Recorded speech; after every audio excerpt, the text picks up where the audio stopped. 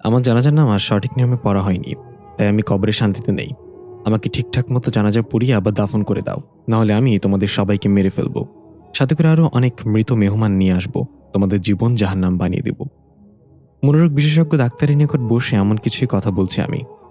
Doctor আমাকে বলল, আচ্ছা, তার মানে তুমি বলতে চাচ্ছ কেউ রোজ তোমার স্বপ্নে সেসব কথা বলে? আমি মাথা চাকিয়ে বললাম, হ্যাঁ স্যার। শুধু এটাই না, যখন আমি জিজ্ঞাসা করি তুমি কে, সামনে আসো না কেন, তখন সে উত্তর দেয়, আমি তোমার প্রতিচ্ছবি, আমি তুমি, তুমিই আমি। ডাক্তার সাহেব একটু চিন্তা করে বলল, জটিল কেস। তোমাকে তো ঘুমের ওষুধ দিতে পারবো না, ঘুমের মাঝে তো এসব স্বপ্ন দেখো তুমি। আচ্ছা, তুমি কি কোনো বিষয় নিয়ে ডিপ্রেশনে ভুগছ? বেশিরভাগ কেসে এসব ডিপ্রেশনের কারণে হয়। আমি বললাম, ডিপ্রেশন কার না থাকে, পৃথিবীতে সবাই ভিন্ন ভিন্ন ডিপ্রেশনে ভোগে, কিন্তু আমি বুঝতে পারছি না আমার সাথেই কেন এসব হচ্ছে। আমার নাম ইকরি, বাবা মায়ের একমাত্র মেয়ে হওয়ায় আদর ভালোবাসার কোনো কমতি ছিল না আমার। কিন্তু আমার 18 বছর পার হওয়ার পরই এমন স্বপ্ন দেখা শুরু করেছি। এই স্বপ্ন আমাকে না ঘুমাতে দিচ্ছে আর না জেগে থাকতে দিচ্ছে। বাবা মাকে এখন এই বিষয়ে কিছুই জানানো হয়নি, তারা টেনশন করবে বলে। আমার একটা ছেলের সাথে 3 বছর রিলেশন ছিল, রিসেন্টলি ব্রেকআপ করে নিয়েছি। শালার আমি ছাড়াও আরও 1 ডজন গার্লফ্রেন্ড আছে। এগুলো নিয়ে ইদানিং একটু ডিপ্রেশনে ভুগছিলাম। হয়তো এই ডিপ্রেশনের কারণে এমন অদ্ভুত স্বপ্ন দেখছি। তাই মনোরোগ বিশেষজ্ঞ ডাক্তারের কাছে আসলাম। উনি আমাকে কিছু ওষুধ লিখে দিল এবং 15 দিন পর দেখা করতে বলল। ডাক্তারের কাছ থেকে বের হয়ে এসে দেখলাম বাইরে প্রচুর বৃষ্টি হচ্ছে, অথচ হাসপাতালের ভেতর থেকে বোঝা যায়নি। পূব আকাশে রংধনু ধরা দিয়েছে। বৃষ্টি শেষে সবাই রংধনুর ছবি তুলছে নিজের মোবাইল দিয়ে। আমি মোবাইল বের করে ছবি তুলতে যাব, তখনই আম্মুর কল আসলো। আমি একটু বিরক্তি নিয়ে কল রিসিভ করে বললাম, কি হয়েছে আম্মু, তাড়াতাড়ি বলো, আমি রংধনুর ছবি তুলবো। আম্মু ধমক দিয়ে বলল, রাখ তো রংধনু, তেলাপোকার জ্বালায় ঘরে থাকতে পারছি না, বাসা আসার সময় তেলাপোকার পাউডার নিয়ে আসিস তো। আমি বললাম, তেলাপোকাকে এত মাথায় তুলো না আম্মু, আজকে ওদের পাউডার দিবা, কালকে ওরা পারফিউম চাইবে, আমি এসব আনতে পারবো না। আম্মু বলল, আজকে বাসায় আয় তুই, তোরে তেলাপোকার ভর্তা করে খাওয়াবো আমি। আমি ফোন কেটে হাসতে লাগলাম। বাসায় কয়েকদিন ধরে তেলাপোকার উৎপাত বেড়ে গেছে। তেলাপোকা দেখলে নাকি মেয়েদের ন্যাকামি বেড়ে যায়। আমি এগুলো ভয় পাই না, তবে তেলাপোকা যখন উড়াল মারে তখন মনে হয় যেন হেলিকপ্টার উঠছে, তখন একটু ভয় লাগে। আরে, রংধনুর ছবি তুলতে হবে তো। ক্যামেরা অন করতেই ফ্রন্ট ক্যামেরায় আমার পিছনে একটা ভয়ানক চেহারা দেখতে পেলাম। আমি চমকে গিয়ে পিছনে তাকিয়ে দেখলাম কেউ নেই। তাড়াতাড়ি আবার ক্যামেরায় তাকিয়ে দেখি আমার প্রতিবিম্ব ছাড়া আর কিছুই নেই। মনের ভুল ভেবে বেশি মাথা ঘামালাম না। রংধনুর কয়েকটা ছবি তুলে নিলাম, মুখ আঁকাবাঁকা করে সেলফিও নিলাম কয়েকটা। তারপর ফোন ব্যাগে রেখে বাসার উদ্দেশ্যে রওনা হলাম। প্রায় সন্ধ্যা হয়ে আসছে। আজকের পরিবেশটা কেমন যেন একটু থমথমে। আকাশে যেন মেঘ, আর কিছুক্ষণ পরপর মেঘের গর্জন। গাছের একটা পাতাও নড়ছে না। সবকিছু যেন কারোর আগমনে নিশ্চুপ হয়ে গেছে। হঠাৎ খেয়াল করলাম আশেপাশে সবাই আমার দিকে অদ্ভুতভাবে তাকিয়ে আছে। কিছুই বুঝতে পারছি না কি হচ্ছে। আমি কারোর দিকে না তাকিয়ে সোজা হাঁটা দিলাম। তখনই একটা ভারী কণ্ঠে পেছন থেকে কেউ বলে উঠল, স্বাগত মিক্রি। আমি চমকে গিয়ে পেছনে তাকিয়ে দেখলাম সেখানে কেউ নেই। স্পষ্ট আমি তার কথা শুনতে পেয়েছি। মানুষগুলো এখনও সেভাবেই তাকিয়ে আছে। আমি চিৎকার করে জিজ্ঞাসা করলাম, আপনারা এভাবে তাকিয়ে আছেন কেন? কেউ কিছু বলল না। হঠাৎ সামনে থেকে কেউ এসে আমাকে ধাক্কা দিল। একটা গাড়ি আমার পাশ কাটিয়ে দ্রুত গতিতে ছুটে চলে গেল। দেখলাম এটা আমার বেস্ট ফ্রেন্ড রাফসিয়া। আমি হাঁ করে তাকিয়ে আছি ওর দিকে।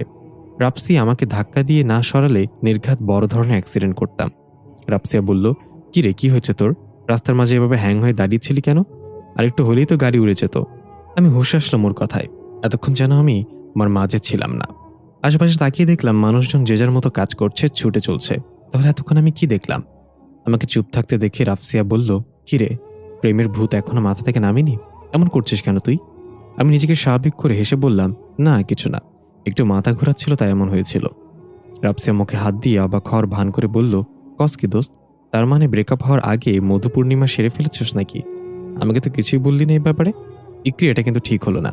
আমি একটু রেগে বললাম, দূর ছেমরি, মাথা ঘোরালেই কি ওটা মিন করে নাকি? অন্য কারণে মাথা ঘুরতে পারে না। রাফসিয়া হাসতে হাসতে বলল, তা পারে, চল আমাদের বাসায় চল, রাতের খাবার খেয়ে তারপর তোর বাসায় যাইস। আমি বললাম, পাগল হইছস? পরে রাতে তোদের বাসা থেকে একা ফিরবো কিভাবে? ভয় বলতে একটা জিনিস আছে তো পৃথিবীতে। রাফসিয়া টানতে টানতে বলল, কোনো কথা না, এখন আমার সাথে আমাদের বাসায় যাবি, রাতে খেয়ে দরকার হলে আজকে থেকে যাবি। আমি হাবিবাকেও খবর দিব, আমরা 3 জন মিলে আজকে সারা রাত আড্ডা দিব। হাবিবা আমার আরেকজন বেস্ট ফ্রেন্ড।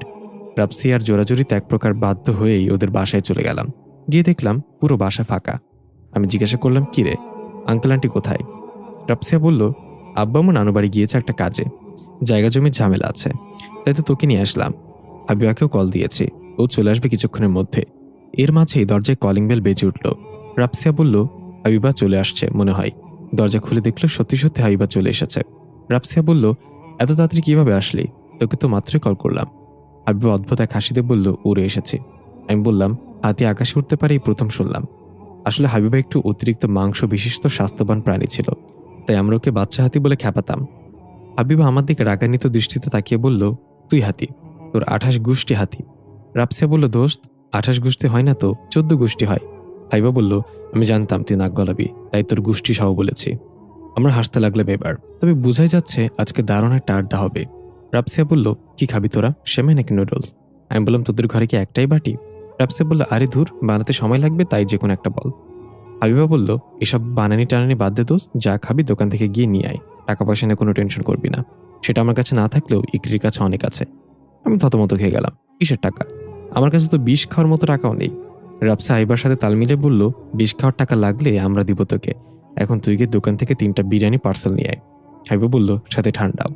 আমি দাঁত কটমট করে বললাম, শালা, এই ছিল তোদের মনে? আমাকে এখানে এই জন্য এনেছিস? বিড়বিড় করতে করতে বাসা থেকে বেরিয়ে গেলাম। কি আর করার, বেস্ট ফ্রেন্ডের আবদার তো পূরণ করতেই হবে। বাসা থেকে বের হয়ে ফোন ঘাঁটতে ঘাঁটতে হাঁটতে লাগলাম। রাত প্রায় 10টা তখন। শহর এলাকা হওয়ায় এখনো লোকজন ভরপুর মার্কেটে। হঠাৎ কি মনে করে যেন ফোনের গ্যালারিতে ঢুকে বিকেলে তোলা রংধনুর ছবিগুলো দেখতে লাগলাম। একটু ভালো করে লক্ষ্য করে দেখলাম রংধনুর মাঝে একটা চোখ দেখা যাচ্ছে। ছবির সমস্যা ভেবে অন্য ছবিগুলো দেখতে লাগলাম, কিন্তু সব ছবিতেই চোখটা স্পষ্ট বোঝা যাচ্ছে। ঠিক কিভাবে হলো জানি না। ছবিগুলো স্ক্রল করতে করতে মুখ আঁকাবাঁকা করে যেই সেলফিগুলো নিয়েছিলাম সেগুলো দেখতেই আমার আত্মারাম কেঁপে উঠল। ভয়ে মোবাইলটা আমার হাত থেকে নিচে পড়ে গেল। ছবিতে সেই ভয়ানক চেহারাটা ঠিক আমার পেছনে ছিল।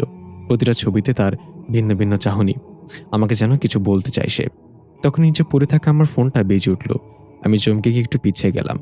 নিজেকে সামলে ধীরে ধীরে ফোনের কাছে এসে ফোনটা উঠিয়ে দেখলাম হাবিবা কল করেছে। আমি কল রিসিভ করে স্বাভাবিকভাবে বললাম, এই তো আসতেছি আমি। কিন্তু ওপাশ থেকে হাবিবা না, বরং হাবিবার মা কান্নাজড়িত কণ্ঠে বলল, ইকরি, হাবিবা নেই মা।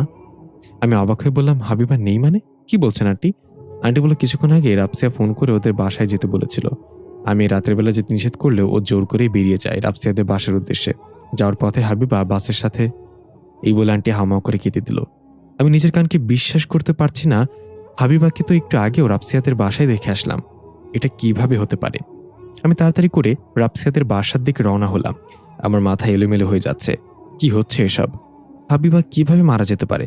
হঠাৎ মুষলধারে বৃষ্টি শুরু হয়ে গেল। আকাশের দিকে তাকিয়ে দেখলাম চাঁদটা সম্পূর্ণ রক্তলাল বর্ণ ধারণ করেছে। পাখিরা গান গাইতে গাইতে নিজের গৃহে ফিরে যাচ্ছে। মানুষজন যে যার মতো দৌড়ে ছাউনির তলায় আশ্রয় নিচ্ছে। দূর আকাশে একটা তারা খসে পড়ল। আমি ভাবনাহীনভাবেই দৌড়ে যাচ্ছি। আমার মাথায় একটাই চিন্তা ঘুরছে, হাবিবা মারা গেলে বাসায় কাকে দেখে আসলাম? হঠাৎ একটা ছেলের সাথে ধাক্কা খেলাম। ছেলেটা পড়ে গেলেও আমি কোনো মতেই নিজেকে সামলে ছেলেটার কাছে গিয়ে হাত বাড়িয়ে দিয়ে বললাম, সরি। ছেলেটা উঠে আমার দিকে তাকিয়ে হা করে থাকলো। আমি বললাম, এই যে মিস্টার, আর ইউ ওকে? ছেলেটা আনমনে বলে উঠল, কথা। ছেলেটার মুখে কথা নামটা শুনে আমি চমকে গেলাম। আমার মাথায় কিছু অস্পষ্ট স্মৃতি নড়াচড়া দিয়ে উঠল। কিছু ঝাপসা ভীষণ চোখে ভাসতে লাগলো। মনে হচ্ছে এই নামে আমাকে আগেও কেউ অনেকবার ডেকেছে, কিন্তু আমার নাম তো ইকরি। আমাকে চুপ থাকতে দেখে ছেলেটা আবার বলল, কথা, এটা কি তুমি? আমি নিজেকে সামলে নিয়ে বললাম, আমার নাম ইকরি, কথা না। এই বলে তাড়াহুড়া করে সেখান থেকে চলে আসলাম। আমার তো এখন রাফসিয়াদের বাসায় যেতে হবে। একবার পেছনে তাকিয়ে দেখলাম ছেলেটা এখনো হা করে তাকিয়ে আছে আমার চলে যাওয়ার দিকে। আমি তেমন একটা গুরুত্ব দিলাম না। এদিকে আমরা দেখতে পাই হাবিবা সোফায় বসে বিড়বিড় করে কিছু একটা বলছে। রাফসিয়া এটা খেয়াল করে খরগোশের মতো কান খাড়া করে শোনার চেষ্টা করলো হাবিবা কি বলছে, কিন্তু কিছুই বুঝতে পারছে না। হাবিবা সম্পূর্ণ ভিন্ন একটা ভাষায় বিড়বিড় করছে। রাফসিয়া জিজ্ঞাসা করেই বসলো, হাবিবা কি বলছিস তুই এসব? কিন্তু হাবিবা কোনো রেসপন্স করলো না। সে তার মতো বিড়বিড় করেই যাচ্ছে। এবার রাফসিয়া এগিয়ে গিয়ে হাবিবার কাঁধে হাত রেখে ডাক দিল, হাবিবা। আচমকা হাবিবা রাগান্বিত দৃষ্টিতে রাফসিয়ার দিকে তাকিয়ে বলল, তুই আমাকে কেন আসতে বলেছিলি ফোন করে? রাফসিয়া দেখলো হাবিবার চোখ থেকে পানির বদলে রক্ত বের হচ্ছে আর চেহারাটা একদম ফ্যাকাশে হয়ে গেছে। এটা দেখে রাফসিয়া প্রচন্ড ভয়ে মুখে হাত দিয়ে পিছিয়ে গেল। রাফসিয়া কাঁপা কাঁপা গলায় বলল, হাবিবা, তোর কি হয়েছে তোর? এবার হাবিবা রাফসিয়ার দিকে অসহায় দৃষ্টিতে তাকিয়ে বলল, দোস্ত, আমার আম্মু না অনেক কান্না করতেছে, তো একটু বল না আম্মুকে কান্না না করতে। রাফসিয়া বলল, আন্টি কান্না করছে মানে? কি সব আবল তাবল কথা বলতেছস তুই? আন্টি কান্না কেন করবে? হাবিবা বলল, তুই মারা গেলে কি তোর আম্মু কান্না করবে না? রাবসা এবার আরো ভয় পেয়ে গেল। আমি মারা গেলে মানে কি বলতে যাচ্ছিস তুই? হাবিবা ভয়ঙ্কর এক হাসি দিয়ে এক লাফে রাবসিয়ার সামনে চলে এসে তার গলা চেপে ধরল। আমি হন্তদন্ত হয়ে রাবসিয়াদের বাসায় এসে কলিং বেল চাপতে লাগলাম, কিন্তু কেউ দরজা খুলছে না। বৃষ্টিতে কাক ভেজা হয়ে গিয়েছে আমি চিৎকার করে ডাকতে লাগলাম, রাবসিয়া, দরজা খোল, রাবসিয়া। কোনো সারা শব্দ না পেয়ে আমি পাগলের মতো করতে লাগলাম। রাবসিয়াদের বাসার জানালাগুলো গ্লাস ছিল। আমি একটা ইট উঠিয়ে জানালা ভাঙার চেষ্টা করতে লাগলাম। কয়েকবার আঘাত করার পর জানালার গ্লাস ভাঙতে সক্ষম হলাম। কোনো মতে জানালা দিয়ে ভেতরে প্রবেশ করলাম। গ্লাসের ভাঙা টুকরোর সাথে আমার শরীরের কিছু জায়গা কেটেও গিয়েছে, সেদিকে খেয়াল করার সময় নেই। আমি ভেতরে ঢুকে রাবসিয়াকে খুঁজতে লাগলাম। হাবিবাও কোথাও নেই। আমি ধীর কণ্ঠে ডাক দিলাম, রাবসিয়া, কোথায় তুই? হঠাৎ আমার চোখ গেল ফ্লোরের চুপচুপ রক্তের দাগে। রক্তের চিহ্নগুলো বাথরুমের দিকে গিয়েছে। আমি ভয় পেয়ে গেলাম। ধীরে ধীরে রক্তের চিহ্ন ফলো করে বাথরুমের দিকে এগিয়ে গেলাম। বাথরুমের দরজাটা হালকা করে লাগানো ছিল। আমি মনে সাহস সঞ্চার করে দরজাটা আস্তে করে ধাক্কা দিলাম। উকি মেরে তাকাতেই আমি ঘাবড়ে গেলাম। রাবসিয়া রক্তাক্ত অবস্থায় বাথরুমের এক কোণে পড়ে আছে। আমি দৌড়ে গিয়ে রাবসিয়াকে ডাকতে লাগলাম, রাবসিয়া, কি হয়েছে তোর? চোখ খোল, রাবসিয়া, কথা বল। কিন্তু রাবসিয়ার কোনো রেসপন্স নেই। তার মানে রাবসিয়া মারা গেছে। আমি ভয় এবং কষ্টে পেছনে সরে গিয়ে দেওয়ালের সাথে পিঠ ঠেকিয়ে বসে পড়লাম কান্না করতে করতে। কি থেকে কি হয়ে গেল! এক মুহূর্তের মধ্যে সব এলোমেলো হয়ে গেল। হঠাৎ রাবসিয়া জোরে নিঃশ্বাস নিয়ে শব্দ করে উঠল। আমি চমকে গিয়ে উঠলাম। রাবসিয়া এখনো মারা যায়নি। আমাকে দেখে রাবসিয়া কোনো রকমে বলল, ইকরি, হাবিবা, হাবিবা। আমি তাড়াহুড়ো করে রাবসিয়াকে ধরে বাইরে বের করে আনলাম। আমি জানি হাবিবা আর নেই। আমাদের সাথে যে ছিল সেটা অন্য কিছু। রাবসিয়া এখনো প্রচণ্ড ভয় পেয়ে শুধু হাবিবার নাম বলে যাচ্ছে বারবার। আমি ওকে শান্ত করতে চাইলেও পারলাম না। তাড়াতাড়ি অ্যাম্বুলেন্সে কল দিলাম। এদিকে আমরা দেখতে পাই আইদ হন্য হয়ে ইকরিকে খুঁজে বেড়াচ্ছে। আইদ নিজেকে আর সামনে রাখতে পারছে না। মেয়েটা একদম কথার মতো দেখতে। কথা যেভাবে ফিরে আসার ইঙ্গিত দিয়েছিল ঠিক সেভাবেই মেয়েটার সাথে দেখা হলো। কিন্তু ও কি সত্যি কথা? তাহলে তো আমাকে চিনতে পারত। আইদ বাসায় এসে কিছুতেই শান্ত থাকতে পারছে না। গোসল করার জন্য বাথরুমে চলে গেল। শাওয়ার অন করে তার নিচে দাঁড়িয়ে কিছু একটা চিন্তা করতে লাগলো। তখন আমরা দেখতে পাই দুটো ছায়া আইদের বাসার সামনে দাঁড়িয়ে আছে। এরা সেই দুই চোর যারা চাঁদের পরিতে চুরি করতে গিয়ে কথার হাতে মারা পড়েছিল। তারা এখন আইদের সাথেই থাকে। আইদ তাদেরকে নিজের বশ করে নিয়েছে। তাদের একজনের নাম সালাম, আরেকজনের নাম হাকিম। তো তাদেরকে দিয়েই অনেক কাজ সম্ভব করিয়ে রাতারাতি বড়লোক হয়ে গিয়েছে আইদ। যার নাম হাকিম সে বলল সালাম। সালাম বলল ওয়ালাইকুম আসসালাম। হাকিম একটু ডেকে বলল, ভূতের বাচ্চা ভূত, তোরে আমি ডাক দিছি? শোন, আজকে উস্তাদকে কেমন অস্থির অস্থির দেখাচ্ছে। কি হয়েছে বলতো? সালাম বলল, সেটা তো আমিও খেয়াল করলাম। উস্তাদকে এত অস্থির আর কখনো দেখিনি। নিশ্চয়ই কিছু হয়েছে, চল গিয়ে জিজ্ঞাসা করি। হাকিম বলল, তুই যা ভাই, আমার ভয় লাগে। উস্তাদের মন মেজাজ এমনি ভালো ঠেকছে না। আবার আমি উল্টাপাল্টা কিছু বলে ফেলে দুজনকে কিলাবে ধরে। সালাম বলল, তোর ভূত বানাইছে কে? থাক এখানে, আমি গিয়ে জিজ্ঞাসা করে আসি কি হয়েছে। আইদ গোসল করছে আর কল্পনা করছে ওই দৃশ্যটা। মেয়েটা হঠাৎ পরীর মতো উড়ে এসে পড়ল। সে কথা না হোক, তবুও আমার তাকেই চাই। যেভাবে হোক মেয়েটাকে খুঁজে বের করতে হবে। তখনই পেছন থেকে কেউ একজন এসে বলল, উস্তাদ, আপনি ঠিক আছেন তো? এত অস্থির দেখাচ্ছে কেন আপনাকে? আইদ চমকে গিয়ে পেছনে তাকিয়ে বলল, সালাম, তোরে না বলছি এভাবে আচমকে এসে হাজির হবি না? তোর জন্য যে কতবার আমার হার্ট অ্যাটাক হয়ে যাবে। তোর সাথেটা কই? সালাম ভাব নিয়ে বলল, হাকিম ভয় বাইরে দাঁড়িয়ে আছে। ও ভাবছে আপনার মুড খারাপ থাকলে আপনি কাছে আসা ঠিক হবে না। আইদ বলল, আচ্ছা এই কথা, তাহলে তুই ভয় পাস না আমাকে? সালাম বলল, না, আমি কেন ভয় পাবো? বেঁচে থাকতে আমি অনেক সাহসী ছিলাম। জমিদার বংশের লোক আমি, আমার শিরায় শিরায় সাহস দিয়ে ভরপুর। আইদ বলল, গুড, তোর মতো সাহসী তো আমার দরকার। দেখ তো আমার হাতে কি আছে। সালাম হাসি মুখে এগিয়ে আসতে আইদ তাকে ধরে উদুম মার দিল। চুলের গুচ্ছ ধরে বলল, আমার মুড অফ থাকলে তুই ভুলেও আমার সামনে আসবি না। আর এইভাবে আচমকা পেছন থেকে এসে যদি আবার ভয় দেখাস তাহলে তোকে মেরে আমি আবার মানুষ বানিয়ে দেব। সালাম বলতে লাগলো, উস্তাদ ভুল হয়ে গেছে, মাফ করে দেন, আর জীবনে এমন হবে না, ছেড়ে দেন উস্তাদ। বাইরে থেকে হাকিম সালামের চিৎকার শুনে মজা নিতে লাগলো। একটু পর সালাম বেরিয়ে আসলে হাকিম বলল, বেশি জোরে লাগছে তাই না ভাই? সালাম হাকিমের দিকে রাগান্বিত দৃষ্টিতে তাকিয়ে রইল। এদিকে রাবসিয়াকে হাসপাতালে নিয়ে আসা হয়েছে। রাবসিয়ার আব্বা আম্মু খবর পেয়ে তাড়াতাড়ি ছুটে এসেছে। ইকরি ইমার্জেন্সি ডিপার্টমেন্টের বাইরে বসে আছে। ইকরির জামা কাপড়ে রাবসিয়ার রক্ত লেগে আছে। রাবসিয়ার আব্বা আম্মু এসে ইকরিকে প্রশ্ন করতে লাগলো, কি হয়েছিল, এটা কিভাবে হলো, তখন তুমি কোথায় ছিলে, তোমাদের সাথে আর কে ছিল, আরো নানান প্রশ্ন। আমি চুপচাপ বসে আছি। রাবসিয়ার আব্বা আম্মুর কোনো উত্তর নেই। কিভাবে কি হয়ে গেছে সেটা আমি নিজেও জানি না। তারা আমাকে বারবার জিজ্ঞেস করেই যাচ্ছে। বিরক্ত হয়ে বললাম, আমি যা বলবো সেটা আপনাদের বিশ্বাস করতে পারবেন না। তারা বলল, বলো তুমি কি হয়েছিল, আমরা বিশ্বাস করব। তুমি রাবসিয়ার সবচেয়ে ভালো বন্ধু, আমার বিশ্বাস করি তুমি আমাদের মিথ্যা কথা বলবে না। আমি তাদেরকে প্রথম থেকে সবকিছু বিস্তারিত বললাম। সব শুনে রাফসিয়ার আব্বু বেশ রাগান্বিত হয়ে বলল, তুমি কি আমাদের রূপকথার গল্প শোনাচ্ছ? হাবিবা মারা গিয়েছে সেটা আমরা আগেই শুনতে পেয়েছিলাম, আর তুমি বলছো হাবিবা মারা যাওয়ার পর তোমাদের কাছে দেখা দিয়েছে, আর এই কাজ হাবিবার আত্মা করেছে। আমি বললাম, আগেই বলেছিলাম, আপনারা বিশ্বাস করবেন না। এখন চিৎকার চেঁচামেচি না করে রাফসিয়ার জন্য দোয়া করেন, ও যেন সুস্থ হয়ে যায়। তাহলে ওর মুখ থেকে আপনারা সত্যিটা জানতে পারবেন। নিজের মেয়ের মুখের কথা তো আর অবিশ্বাস করতে পারবেন না। কিন্তু রাফসিয়ার বাবা মার সন্দেহ হলো তার মেয়ের এই অবস্থা নাকি আমি করেছি। উনি রাগারাগি করে পুলিশে কল দিয়ে দিল। আমি এসব নিয়ে মোটেও কিছু চিন্তা করছি না। আমি শুধু ভাবছি রাফসিয়ার যেন কিছু না হয়। একমাত্র রাফসিয়া আর আমি জানি কি হয়েছিল। ততক্ষণে সেখানে পুলিশ চলে এসেছে। রাফসিয়ার আম্মু তার স্বামীকে বোঝানোর চেষ্টা করছে, সে উল্টা তাকে ধমক দিয়ে বসিয়ে দিল। লোকটা রাগের মাথায় কি করছে সে নিজেও জানে না। আমি চুপচাপ বসে তার কথাগুলো শুনছিলাম। সে পুলিশকে বলছে, এই মেয়েটা আমার মেয়েকে মারার চেষ্টা করেছে, আপনারা একে নিয়ে যান। আমি কিছুক্ষণ পর আসছি লিখিতভাবে মামলা দায়ের করতে। আমার মেয়েকে মেরে এখন রূপকথার গল্প সাজাচ্ছে, আত্মা এসে নাকি মেয়েকে মেরেছে। পুলিশ এসে আমাকে ধরতে চাইলে আমি বললাম, ডোন্ট টাচ মি, আমি নিজে আসছি আপনাদের সাথে। আর এই লোকটা নিজের মেয়ের জ্ঞান ফিরলে তখন জানতে পারবে আমি রূপকথার গল্প বলছি নাকি সত্য বলছি। আমাকে পুলিশ নিয়ে যাচ্ছিল, তখনই কোথা থেকে যেন সেই ছেলেটা এসে হাজির হলো সামনে, যার সাথে রাস্তায় ধাক্কা খেয়েছিলাম। ছেলেটা আমার দিকে তাকিয়ে একবার চোখ টিপ দিয়ে পুলিশদের বলল, আপনারা পেশেন্টের জ্ঞান না ফিরতে ওকে অ্যারেস্ট করতে পারবেন না। পেশেন্টের জ্ঞান ফিরলে তার জবানবন্দি নিয়ে তারপর যদি ও অপরাধী হয় তাহলে নিয়ে যেতে পারেন। পুলিশ একজন বলল, আমাদের কাছে বাধা দেওয়া তুই কে, সরে যা এখান থেকে, না হলে এর সাথে তোকেও ধরে নিয়ে যাবো। ছেলেটা পকেট থেকে একটা আইডি কার্ড বের করে দেখাতেই পুলিশ ঘাবড়ে গিয়ে বলল, আপনি ঠিকই বলছেন, আমরা পেশেন্টের জ্ঞান ফেরত অব্দি অপেক্ষা করি। রাফসার আব্বু রেগে গিয়ে বলল, এটা কি বলছেন আপনারা? আমি আপনাদের যা বলছি তাই করেন। পুলিশ বলল, এই লোকটা জার্নালিস্ট, যদি এই খবর প্রচার করে দেয় তাহলে আমরা বিপদে পড়ব। তার চেয়ে ভালো আপনার মেয়ে জ্ঞান ফেরত অপেক্ষা করা যাক। রাফসার আব্বু হনহনিয়ে চলে গেল। আমি ছেলেটার কাছে গিয়ে বললাম, আপনি কি আমাকে ফলো করছেন? সেটা বলল, আমি ভেবেছিলাম আপনি আমাকে থ্যাংক ইউ বলবেন। আমি বললাম, হ্যালো মিস্টার, যা জিজ্ঞাসা করছি তার উত্তর দেন। এই ছেলেটা হেসে বলল, মিস্টার না, আমার নাম আইদ, আর ফলো করছে এটা ভুল।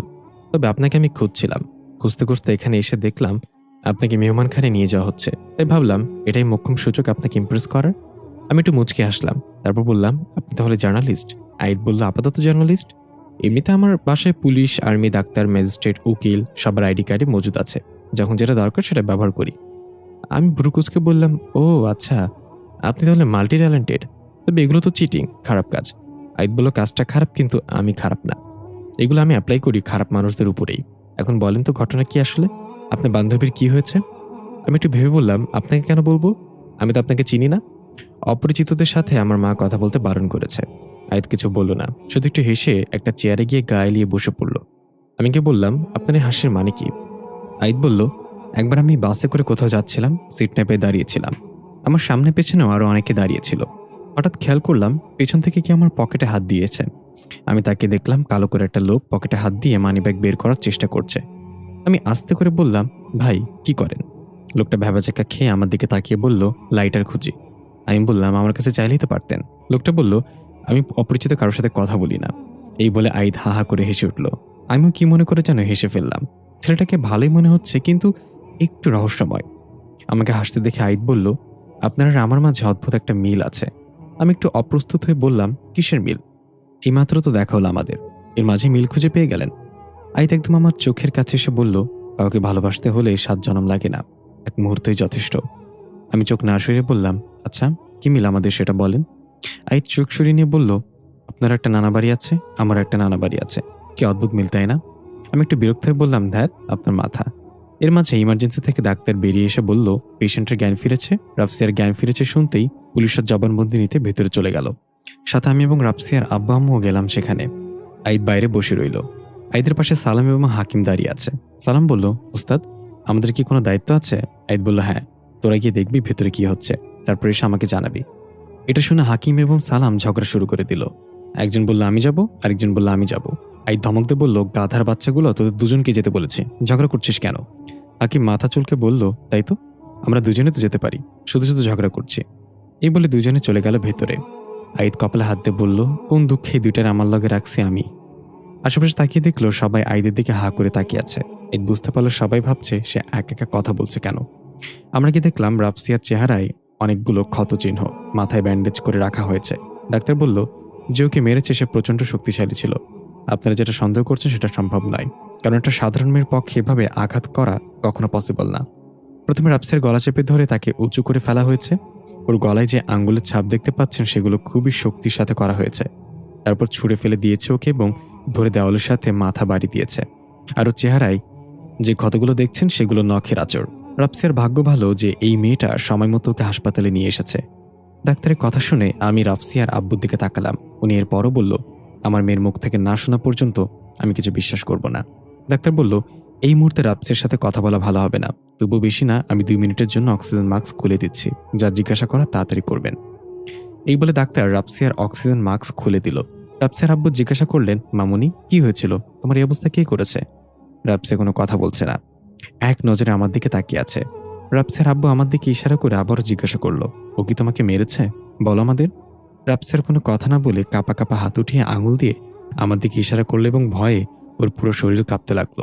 রাফসিয়া আমাকে দেখে এত ভয় পাচ্ছে কেন? আমি অবাক হয়ে গেলাম। রাফসিয়াটা কি করছে? আমি তো কিছুই বুঝতে পারছি না। ডাক্তার তাড়াতাড়ি করে রাফসিয়াকে অক্সিজেন মাস্ক পরিয়ে দিল। রাফসিয়ার আব্বু রেগে গিয়ে বলল, আমি বলেছিলাম এই মেয়েটাই এটা করেছে। এবার বিশ্বাস হলো তো? ইন্সপেক্টর সাহেব, ওকে অ্যারেস্ট করুন। এদিকে আমরা দেখতে পাই ইকরির ঠিক পেছনে হাবিবার আত্মা ভয়ঙ্কর রূপে দাঁড়িয়ে আছে। আসলে রাফসিয়া হাবিবার আত্মার দিকে ইশারা করছে, কিন্তু তাকে কেউ দেখতে পায়নি। সবাই ভাবছে রাফসিয়া ইকরির দিকে ইশারা করছে। হাকিম এবং সালাম এটা দেখে তাড়াতাড়ি আহিদের কাছে গিয়ে সব বলল। আহিদ বলল, আত্মাটা এখন কোন দিকে গিয়েছে? সালাম বলল, হাসপাতালের পরিত্যক্ত মর্গের দিকে গিয়েছে। আহিদ বলল, ঠিক আছে, তোর এক কাজ কর, তাড়াতাড়ি গিয়ে পুলিশের গাড়ির চাকা ফুটো করে দে, বাকিটা আমি দেখছি। আর কাজ শেষে ওই আত্মাকে সাথে নিয়ে বাসায় ফিরে আসবি। সালাম বলল, ওটা তো একটা মেয়ের আত্মা, আপনি তাকে দিয়ে কি করবেন ওস্তাদ? আইদ বলল, তোর সাথে বিয়ে দেবো হারামজাদা। হাকিম বলল, তাহলে আমার জন্য একটা মেয়ে আত্মা খুঁজে দেন ওস্তাদ, আর কতকাল আবিয়া আত্মা থাকবো? আইদ ধমক দিয়ে বলল, যা এখান থেকে, যেটা বলেছি সেটা কর, আমার হাতে সময় নেই। এই বলে আইদ তাড়াতাড়ি গিয়ে নিজের গাড়িটা পুলিশের গাড়ি থেকে একটু দূরে পার্ক করে বসে মোবাইলে গান শুনতে লাগলো। তখনই খেয়াল করলো একটু সামনে একটা ছেলে এক মেয়ের হাত ধরে টানাটানি করছে। মেয়েটা আশেপাশে সবার কাছে সাহায্য চাইছে, কিন্তু কেউ এগিয়ে আসছে না। সবাই যে যার মতো ছুটে চলেছে। মাঝে মাঝে মনে হয় আমরা এক রোবটিক দুনিয়ায় বসবাস করছি, যেখানে মানুষ শুধু গন্তব্যহীনভাবে ছুটছে। আইদ গাড়ি থেকে নেমে গিয়ে বলল, মেয়েটাকে ছেড়ে দে। ছেলেটা হুঙ্কার দিয়ে বলল, তুই চিনোস আমাকে? যা নিজের কাজ কর। আইদ বিদ্যুতের বেগে ছেলেটাকে একটা ঘুষি মেরে কয়েক ফুট দূরে ফেলে দিল। ছেলেটা এক ঘুষি খেয়ে সবকিছু ঝাপসা দেখছে, উঠে দাঁড়াতেও পারছে না। আইদ গিয়ে ছেলেটার হাত ধরে উঠিয়ে বেঞ্চে বসিয়ে জামার কলার ঠিক করতে করতে বলল, আমার একটা বোন ছিল, তোর ভাগ্য ভালো আমার বোন নেই এখন। ও থাকলে হয়তো তোর হাত পা ভেঙে দিয়ে বলতো। আমি আবার আমার বোনের কোনো কথাই ফেলতে পারতাম না। ছেলেটা ভাঙা ভাঙা গলায় বলল, তুই জানোস না কার গায়ে হাত তুলেছিস, এর জন্য তোকে পস্তাতে হবে। আইদ হাসতে হাসতে বলল, আমি এমন এক ছায়া যাকে কেউ ছুতে পারে না, কিন্তু আমি যাকে ইচ্ছে তাকে ছুতে পারি, আবার ঝটকাও দিতে পারি। শোন ভাই, তোরও নিশ্চয়ই ঘরে বোন আছে। তোর বোনের কাছে তুই সিংহ, তাহলে অন্যর বোনের কাছে তুই কুত্তা কেন হইবি? এই মেয়েটাও কারো না কারোর বোন, কারো না কারোর মেয়ে। একটা মেয়েকে সম্মান দেয়া তাকে সুন্দরী বলার চেয়ে বেশি প্রশংসনীয়। এই বলে আইদ চলে আসলো। পেছন থেকে মেয়েটা ডাক দিয়ে বলল, থ্যাংক ইউ ভাইয়া। আইদ মুচকে এসে আবার গাড়িতে এসে বসলো। কিছুক্ষণ পর পুলিশ ইকরিকে নিয়ে বের হলো। তারা ইকরিকে থানায় নিয়ে যাচ্ছে। যেহেতু রাফসিয়া ইকরির দিকে ইশারা করেছে, তাই সমস্ত সন্দেহ ইকরির ওপরই যায়। পুলিশ ইকরিকে নিয়ে গাড়ির কাছে আসতে হা করে রইল। গাড়ির সামনে 2টা চাকা নেই, কে যেন খুলে নিয়ে গেছে। দূর থেকে আইদ এটা দেখে হাসতে লাগলো। গাধার বাচ্চাগুলোরে বলেছি চাকা ফুটো করতে, আর ওরা চাকা খুলেই নিয়ে গেছে। এ দেখে বোঝা যায় ওরা পাক্কা চোর ছিল বেঁচে থাকতে। পুলিশ আশেপাশে তাকিয়ে কাউকে সন্দেহভাজন পেল না। আইদ এগিয়ে এসে আবার ইকরির চোখ টিপে দিল। ইকরি বুঝতে পারলো এটা আইদের কাজ, একটু মুচকি হাসলো। আইদ এসে বলল, স্যার এটা কোনো কথা? গাড়ির চাকা খুলে নিয়ে গেছে, তো আবার পুলিশের গাড়ি, মানতে হবে চোরগুলো অনেক শিক্ষিত। দূর থেকে হাকিম এবং সালাম এটা শুনে খুশি হয়ে বলল, এই ওস্তাদ আমাদেরকে শিক্ষিত বলেছে, আগে জানলে বাকি 2টা চাকাও খুলে নিতাম, তাহলে ওস্তাদ আমাদের উচ্চ শিক্ষিত বলতো। পুলিশ আইদের গাড়ি দেখে বলল, আপনি কি আমাদের থানায় নামিয়ে দিবেন আপনার গাড়িতে? আমরা এই চোরকে খুঁজে বের করবই। আইদ মনে মনে হেসে বলল, বাপের জন্মে পারবেন না। এরপর বলল, হ্যাঁ অবশ্যই চলেন, আমি থানায় নামিয়ে দিচ্ছি, আমি তো এই জন্য এখানে দাঁড়িয়ে আছি। পুলিশ বলল, মানে? আইদ বলল, না না না কিছু না, চলেন, দেরি হয়ে যাচ্ছে আপনাদের। 2জন পুলিশ এবং ইকরি গাড়ির পেছনের সিটে বসলো। আইদ গাড়ি স্টার্ট করে বলল, স্যার আমার মনে হয় এই মেয়েটা নির্দোষ। রাফসিয়া তো শুধু ইশারা করেছে, মুখে তো কিছু বলেনি। হতে পারে এই মেয়েটার পেছনে আরেকজন ছিল, যাকে আপনারা দেখতে পাননি।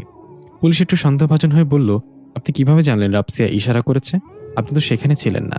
আইদ বলল, স্যার আমি জার্নালিস্ট, মরুভূমির মাঝে পড়ে যাওয়া সুই খুঁজে বের করে ফেলতে পারি। এগুলো জান আমার কাছে কিছুই না। তবে কি জানেন, আমি একই সময় অনেক জায়গায় উপস্থিত থাকতে পারি। পুলিশ এসে বলল, আপনি মানুষ নাকি ভূত? আইদ কিছু না বলে হালকা হেসে গাড়ি চালাতে লাগলো। পাশে সালাম আর হাকিম বসে আছে। যেটা শুধু আইদি দেখতে পাচ্ছে। আইদ কিছু একটা ইশারা করলো। হঠাৎ গাড়ির ভেতর অদ্ভুত একটা ধোঁয়া বের হতে লাগলো। পুলিশগুলো জিজ্ঞাসা করার সুযোগ পেল না এটা কিসের ধোঁয়া, তার আগে জ্ঞান হারিয়ে ফেললো। ইকরি কাশতে কাশতে বললে, এগুলো কি হচ্ছে, কিসের ধোঁয়া এটা? আইদ বলল, আপনাকে বাঁচানোর ধোঁয়া। আপাতত জ্ঞান হারিয়ে ফেলুন, চোখ খুলে আমাকেই দেখবেন, কথা দিলাম। ইকরি ধোঁয়ার কারণে ছটফট করে জ্ঞান হারালো। আইদ গাড়ি থামিয়ে পুলিশ দুজনকে রাস্তায় নামিয়ে শুয়ে রেখে আবার গাড়ি নিয়ে রওনা হলো। ইকরি ধীরে ধীরে চোখ মেলে তাকালো। আশেপাশে থেকে পাখির কিচিরমিচির শব্দ ভেসে আসছে, পানি স্রোতের কলকল শব্দ শোনা যাচ্ছে। ইকরি উঠে বসলো। আমি কোথায় চলে এসেছি? খুবই সুন্দর একটা নদী বয়ে গেছে। নদীর ওপারে আকাশের রংধনু ফুটে উঠেছে। এত কাছ থেকে রংধনু এই প্রথম দেখলাম। মনে হচ্ছে আমি নদীর ওপারে গেলেই রংধনু সম্পূর্ণ স্পর্শ করতে পারবো। হঠাৎ রংধনুর ভেতর থেকে একটা ডাক ভেসে আসলো, কথা। আমি চমকে গিয়ে বললাম, কে? উপাস থেকে সাদা আলোর ন্যায় একটা অবয়ব রংধনুর ভেতর থেকে বের হয়ে আসলো হাঁটতে হাঁটতে। অবয়বটা ধীরে ধীরে একটা মানুষের আকৃতি ধারণ করলো। আমি চোখ বড় বড় করে তাকিয়ে দেখলাম, এটা তো আমি নিজে। একদম আমার মতো দেখতে একজন দাঁড়িয়ে আছে। আমি জিজ্ঞাসা করলাম, কে তুমি? সে বলল, তুমি নিজেকে চিনতে পারছো না, কথা। আমি বললাম, আমি কথা না, আমার নাম ইকরি। সে বলল, সেটা তো দুনিয়া জানে, কিন্তু শরীরটা তোমার হলেও তোমার মাঝে বসবাস করে কথা। তোমার সে ভয়ানক স্বপ্নের কারণও এটাই। কথা তোমার মাঝে পুনর্জন্ম নিতে চাই, এটা হবেই। এখন শুধু সময়ের অপেক্ষা। আমি অবাক হয়ে বললাম, আমি কথা নামে কাউকে চিনি না, আপনি যেই হন আমার পিছু ছেড়ে দেন। সে অট্টহাসি দিয়ে উঠল এবং বলল, এটা ফয়সালা হয়ে গেছে, ইকরি মারা গিয়েছে, কথা ফিরে এসেছে। আমি চিৎকার করে বললাম, হাসি থামা বলছি, আমাকে বাঁচতে দাও। মেয়েটা হাসতে হাসতে রংধনুর মাঝে বিলীন হয়ে গেল। আমি ভয়ে চারিদিকে তাকিয়ে অন্য হয়ে ছুটতে লাগলাম। আমি কোথায় ফেসে গেলাম? হঠাৎ আশেপাশ থেকে গায়েবী আওয়াজ আসতে লাগলো, ভাগো, চাঁদেরপুরে আসছে, ভাগো। তখনই পেছন থেকে আমার জামা টেনে ধরে দিল। আমি তাকিয়ে দেখলাম দানব আকৃতির একটা দেহ হাতে তলোয়ার নিয়ে দাঁড়িয়ে আছে। আমি বললাম, এইটারই বাকি ছিল, আপনি আবার কে? সে কর্কশ গলায় বলল, আমি জিন রাজ্যের রাজা, কথাকে কিছুতেই পুনর্জন্ম নিতে দিব না আমি, তাই তোকে মরতে হবে। এই বলে সে আমার গলা বরাবর তলোয়ার চালিয়ে দিল। আমি চিৎকার করে চোখ বন্ধ করে ফেললাম। সবকিছু স্বাভাবিক হয়ে গেল, আর কিছুই শোনা যাচ্ছে না। আমি আস্তে আস্তে চোখ মেলে তাকিয়ে দেখলাম একটা সুন্দর পরিপাটি রুমে শুয়ে আছি। তাহলে এতক্ষণ আমি কোথায় ছিলাম, আর এখনই বা আমি কোথায়? নিজের দিকে তাকিয়ে দেখলাম আমার গায়ে জামা বদলানো হয়েছে। আমি একটু ভয় পেয়ে গেলাম। তাহলে কি আইদ নামের ছেলেটা আমাকে বেহুশ করে? আল্লাহ, এখন আমি কি করব? আমার সর্বনাশ হয়ে গেছে। ছেলেটাকে আমি ভালো ভেবেছিলাম, কিন্তু সেটা কি করলো? তখনই আইদ কিছু খাবার নিয়ে রুমে ঢুকলো। আমি তাকে দেখেই চিৎকার দিয়ে উঠলাম, এই, আপনি আমার সাথে কি করেছেন? আইদ খাবারের ট্রেটা টেবিলে রেখে বলল, আপনাকে পুলিশের হাত থেকে বাঁচিয়েছি, না হলে এখন 14 শিখের ভেতরে থাকতেন। আমি রেগে বললাম, আমি যেখানে ইচ্ছা সেখানে থাকতাম, তাতে আপনার কি? আপনি কেন আকবারিয়ে আমাকে বাঁচাতে এসেছেন? এখন আবার আমার একাকিত্বের সুযোগ নিয়ে আমার সর্বনাশ করেছেন। এই বলে আইদের দিকে খাবারের বাটি ছুঁড়ে মারলাম। ওটা গিয়ে আইদের কপালে লেগে সেখান থেকে রক্ত বের হতে লাগলো। বাটিটা ফ্লোরে পড়ে ভেঙে টুকরো টুকরো হয়ে গেল। তবু যেন আইদের কোনো কিছু যায় আসে না। আইদ হাসতে হাসতে রুম থেকে বেরিয়ে গেল। আমি রাগে কষ্টে কান্না করতে লাগলাম। তখন একজন মহিলা ঘরে ঢুকে ফ্লোরে থাকা বাটি আর ভাঙা অংশ তুলতে লাগলো। আমাকে কান্না করতে দেখে মহিলাটা বলল, আফা, আপনি কাঁদতেছেন কেন? আমি বললাম, আপনি কে? মহিলাটা বলল, আমি আইদ বাবাজির বাসায় কাজ করি। দিনের বেলা এসে সব কাজ শেষ করে আবার চলে যাই। আজকেও কাজ শেষ করে চলে যাবার লাগছিলাম, তখন আইদ বাবাজি আপনারে নিয়ে আসছে বাসায়। আপনি জ্ঞান ছিল না, আমারে কইলা আপনার জামা কাপড়গুলো বদলাইয়া দিতে। এই জামাটা হের বইনের, প্রতি বছর এর বইনের লাগে একটা করে জামা কিনে। বইনটা ছাড়া পোলাটা আর কেউ ছিল না। আমি এবার নিজেকে শান্ত করলাম। তার মানে আইদ আমার জামা চেঞ্জ করেনি। আমি শুধু শুধু ওকে ভুল বুঝলাম। ইস, নিজের কাছে এখন অপরাধ বোধ মনে হচ্ছে। আমি বললাম, ওনার বোন এখন কোথায় খালা? মহিলাটা একটা দীর্ঘশ্বাস ছেড়ে বলল, বোনটা তো মইরা গেছে অনেকদিন আগে। আমারে নিজের মায়ের মতো দেহে। বইনের সব কথা কয় আমার লগে। অনেক আদর করতো বইনডারে। যখনই বোনের কথা কয় তখনই বাইসাগো মতো কাইন দেয়। মহিলাটা উঠে চলে গেল। আমি অপরাধ বোধ নিয়ে বসে আছি বিছানায়। মানুষটা সত্যিই রহস্যময়। এত কষ্ট মনের ভিতরে চেপে রেখে কত হাসি খুশি থাকে।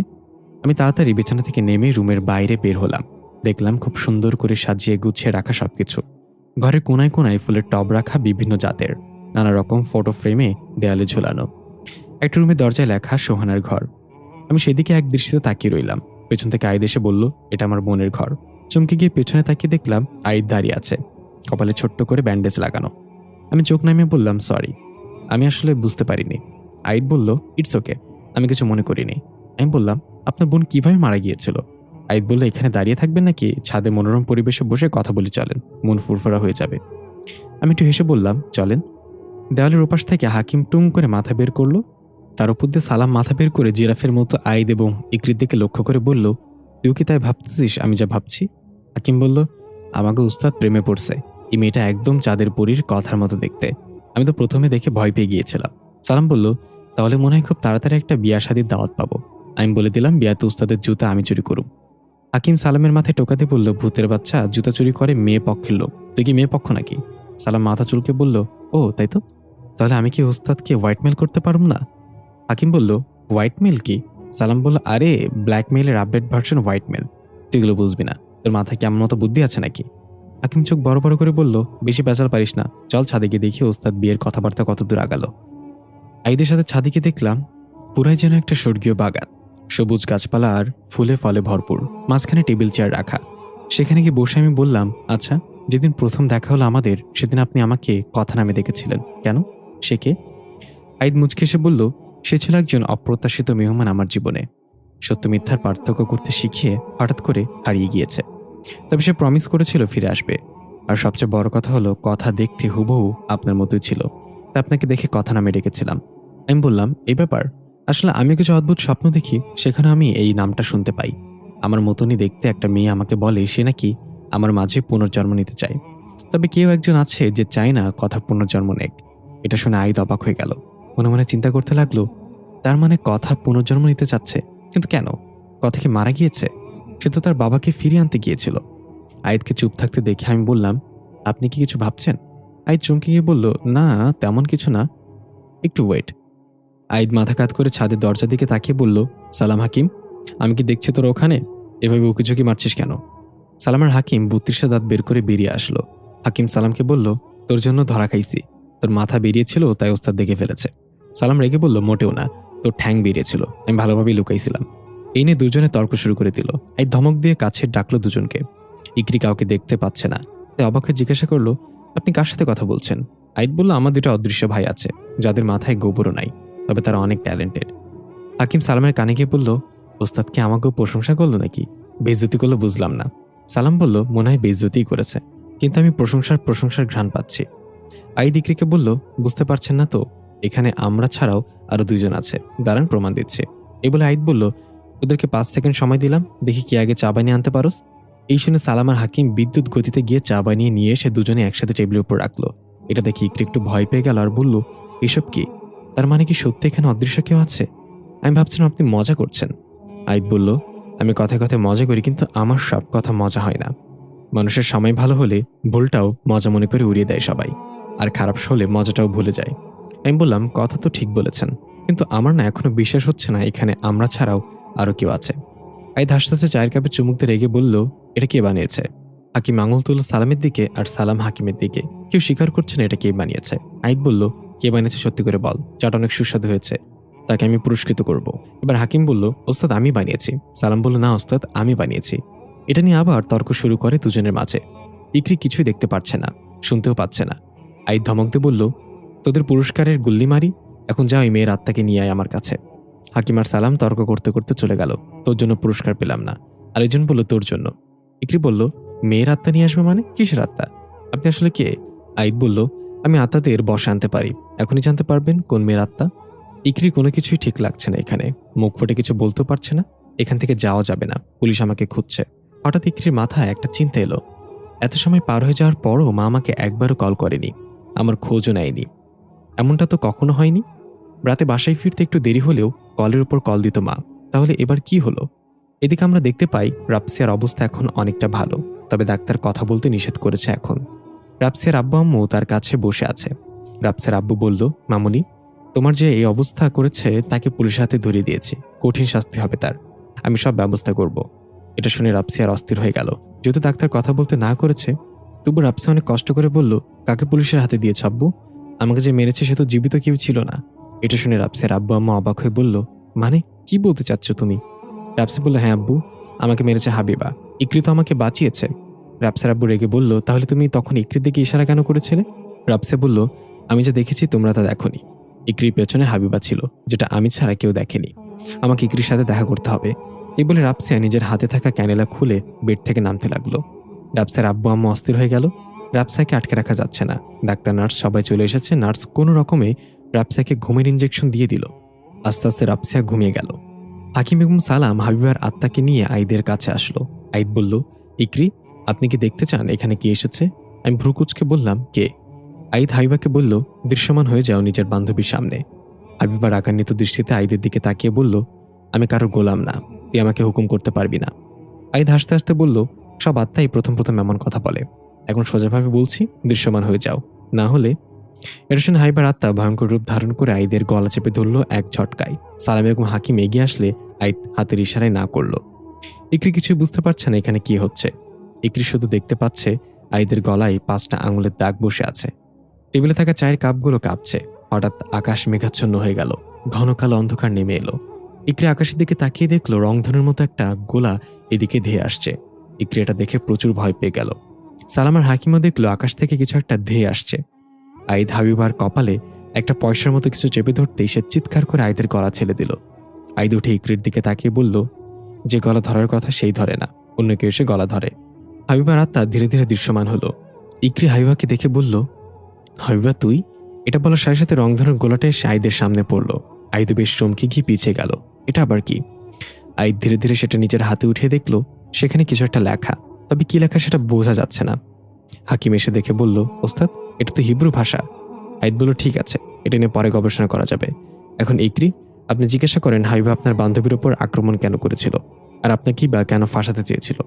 ইকরি এখনো বিশ্বাস করতে পারছে না হাবিবা তার সামনে দাঁড়িয়ে। তার মানে আইদ সত্যি সত্যি আত্মাদের বশ করতে পারে। ইকরি হাবিবার আত্মার সামনে বসে জিজ্ঞাসা করলো, কেন করলে এটা? হাবিবা হেসে বলল, তোরা দুজনেই ধোঁকাবাজ। রাতে আমাদের 3জনেরই আড্ডা দেওয়ার কথা ছিল, কিন্তু আমি মরে গেলাম। তোরা কেন বেঁচে আছিস এখনো? তোদেরকেও মরতে হবে আমার সাথে। আমি তোদেরকে নিয়েই ফিরে যাব, নাহলে আমার আত্মা মুক্তি পাবে না। আমি বললাম, হাবিবা, তোর মৃত্যুর জন্য আমরা মোটেও দায়ী না, তুই ফিরে যা। হাবিবা বলল, আমি যাব না ইকরি, তবে আমি তোকে মারতে পারবো না। এই জন্যই সেদিন তোকে বাইরে পাঠিয়ে দিয়ে রাফসিয়াকে মেরে ফেলতে চেয়েছিলাম। আমি বললাম, কেন? আমাকে কেন মারতে পারবি না? আমার মাঝে কি আছে? হাবিবা হুঙ্কার দিয়ে বলল, তোর মাঝে চাঁদের পরী আছে। চাঁদের পরীকে জিন রাজাও ভয় পায়। সে যেদিন তোর মাঝে পরিপূর্ণ কবজা করে ফেলবে সেদিন ইকরি হারিয়ে যাবে, চাঁদের পরী ফিরে আসবে। সে আসবেই, কেউ তোর কোনো ক্ষতি করতে পারবে না। এই বলে হাবিবার আত্মা ছুটে পালাতে লাগলো। আইদ বলল, সালাম হাকিম, তাকে আমি এবং আমার সামনে দেখতে চাই, পালাতে দিবি না। সালাম এবং হাকিম তার পিছু নিল। সালাম ডাক দিয়ে বলল, আমারে নিয়ে পালাও, কই যাও? আইদ বলল, এবার বিশ্বাস হলো তো আমাকে? আমি আত্মাদের দেখতে পাই এবং তাদের বশ করতে পারি। আমি এড়িয়ে গিয়ে বললাম, চাঁদের পরীকে? আইদ কিছুটা ভাবতে ভাবতে চেয়ারে বসে বলল, চাঁদের পরী কথা। সে আপনাকে বেছে নিয়েছে ফিরে আসার জন্য। আমি বললাম, কেন? আমি কেন? পৃথিবীতে এত মানুষ থাকতে আমি কেন? আইদ বলল, সেটা তো চাঁদের পরী বলতে পারবে। এতক্ষণে হয়তো রাপসিয়ার জ্ঞান ফিরেছে, সে হয়তো সবাইকে সত্যিটা জানিয়ে দিয়েছে। আপনি এখন সেফ, বাসায় ফিরে যেতে পারেন। আমি বললাম, ঠিক আছে, আমিও নিজেই খুঁজে বের করবো চাঁদের পরীর সাথে আমার কি সম্পর্ক, কেন সে আমাকেই খুঁজে নিয়েছে। আর আমি জানি আপনিও আমাকে এই ব্যাপারে সাহায্য করবেন না, কারণ আপনিও মনে প্রাণে চান চাঁদের পরী ফিরে আসুক। এই বলে আমি চলে আসলাম। আইদ বসে বসে ভাবছে, চাঁদের পরী ফিরে আসছে, সত্যি তো আমি মনে প্রাণে চাই এটা, তার জন্যই তো এতক্ষণ অপেক্ষা। আইদ রংধনুর গোলাটা হাতে নিয়ে সেই লেখাটা পড়ার চেষ্টা করলো। হিব্রু ভাষা কিভাবে বুঝবে সে? হয়তো এখানে কোনো মেসেজ দেওয়া হয়েছে আইদের জন্য। আইদ রংধনুর গোলাটা নিয়ে বেরিয়ে পড়ল বাসা থেকে। ন্যাশনাল লাইব্রেরিতে গেলে হয়তো হিব্রু ভাষা সম্পর্কে কিছু জানা যাবে। এটা কি কথা পাঠিয়েছে আইদের কাছে? কথা নিশ্চয় আইদের কিছু বলতে চাই, এটা তারই লক্ষণ। আইদ ন্যাশনাল লাইব্রেরিতে পৌঁছে হিব্রু ভাষায় কিছু বই খুঁজতে লাগলো। অনেক খোঁজার পরও পেল না। রংধনুর গোলাটা এখনো আইদ হাতের তালুতে ঘোরাচ্ছে। হতাশ হয়ে ফিরে আসছিল, তখনই পেছন থেকে একটা লোক ডাক দিল, এই ছেলে দাঁড়াও। আইদ পেছনে তাকিয়ে দেখলো একটা বৃদ্ধ লোক দাঁড়িয়ে আছে, তবে দেখতে বেশ স্মার্ট। চুল দাড়ি সাদা হয়ে গেলেও সেগুলো খুব স্টাইলিশ ভাবে রেখেছে। কালো রঙের কোট পরা লোকটা আমার কাছে এসে জিজ্ঞাসা করলো, তোমার হাতে এটা কি? আমি বললাম, আমি নিজেও জানি না এটা কি, তবে এখানে হিব্রু ভাষায় কিছু লেখা আছে, আমি এটা জানতে এখানে এসেছিলাম। বৃদ্ধ লোকটা বলল, আমি এখানে সবচেয়ে পুরাতন লাইব্রেরিয়ান ইমন শিকদার, আমার সাথে এসো, আমি জানি হিব্রু ভাষার বই কোন দিকে আছে। এই বলে লোকটা হাঁটতে লাগলো। আমিও কিছু না ভেবে লোকটার পিছু নিলাম। সে আমাকে লাইব্রেরির একদম ভেতরে একটা বন্ধ রুমে ঢোকালো এবং বলল, প্রাচীন বইগুলো এখানেই সংরক্ষিত করে রাখা আছে, তোমার প্রশ্নের উত্তর এখানেই মিলবে। দেখি, আমার হাতে দাও গোলাটা। আমি সেটা তার হাতে দিলাম। লোকটা রংধনুর গোলাটা হাতে তালুতে নিয়ে এক নজরে তাকিয়ে রইল। মনে হচ্ছে যেন সে এক ভ্রমে চলে গেছে। তার চোখে একবারের জন্য ঝাপটালো না। আমি বললাম, হ্যালো ইমন সাহেব, এভাবে কি দেখছেন? আমার কথাতে তার ধ্যান ফিরল। সে বলল, এটা সাধারণ কোনো গোলা না, এটা মানুষকে আকৃষ্ট করে, মানুষের মস্তিষ্ক নিয়ন্ত্রণ করার ক্ষমতা রাখে। তুমি এটা কোথায় পেয়েছো? আমি একটু ভেবে বললাম, এটা আমার খুব কাছের একজন আমাকে পাঠিয়েছে। এই হিব্রু ভাষায় লেখাটা একটা মেসেজ। আমি জানতে চাই এখানে কি লেখা আছে। ইমন সাহেব বলল, এখানে হিব্রু ভাষার অনেক বই আছে, এটা বের করতে সময় লাগবে।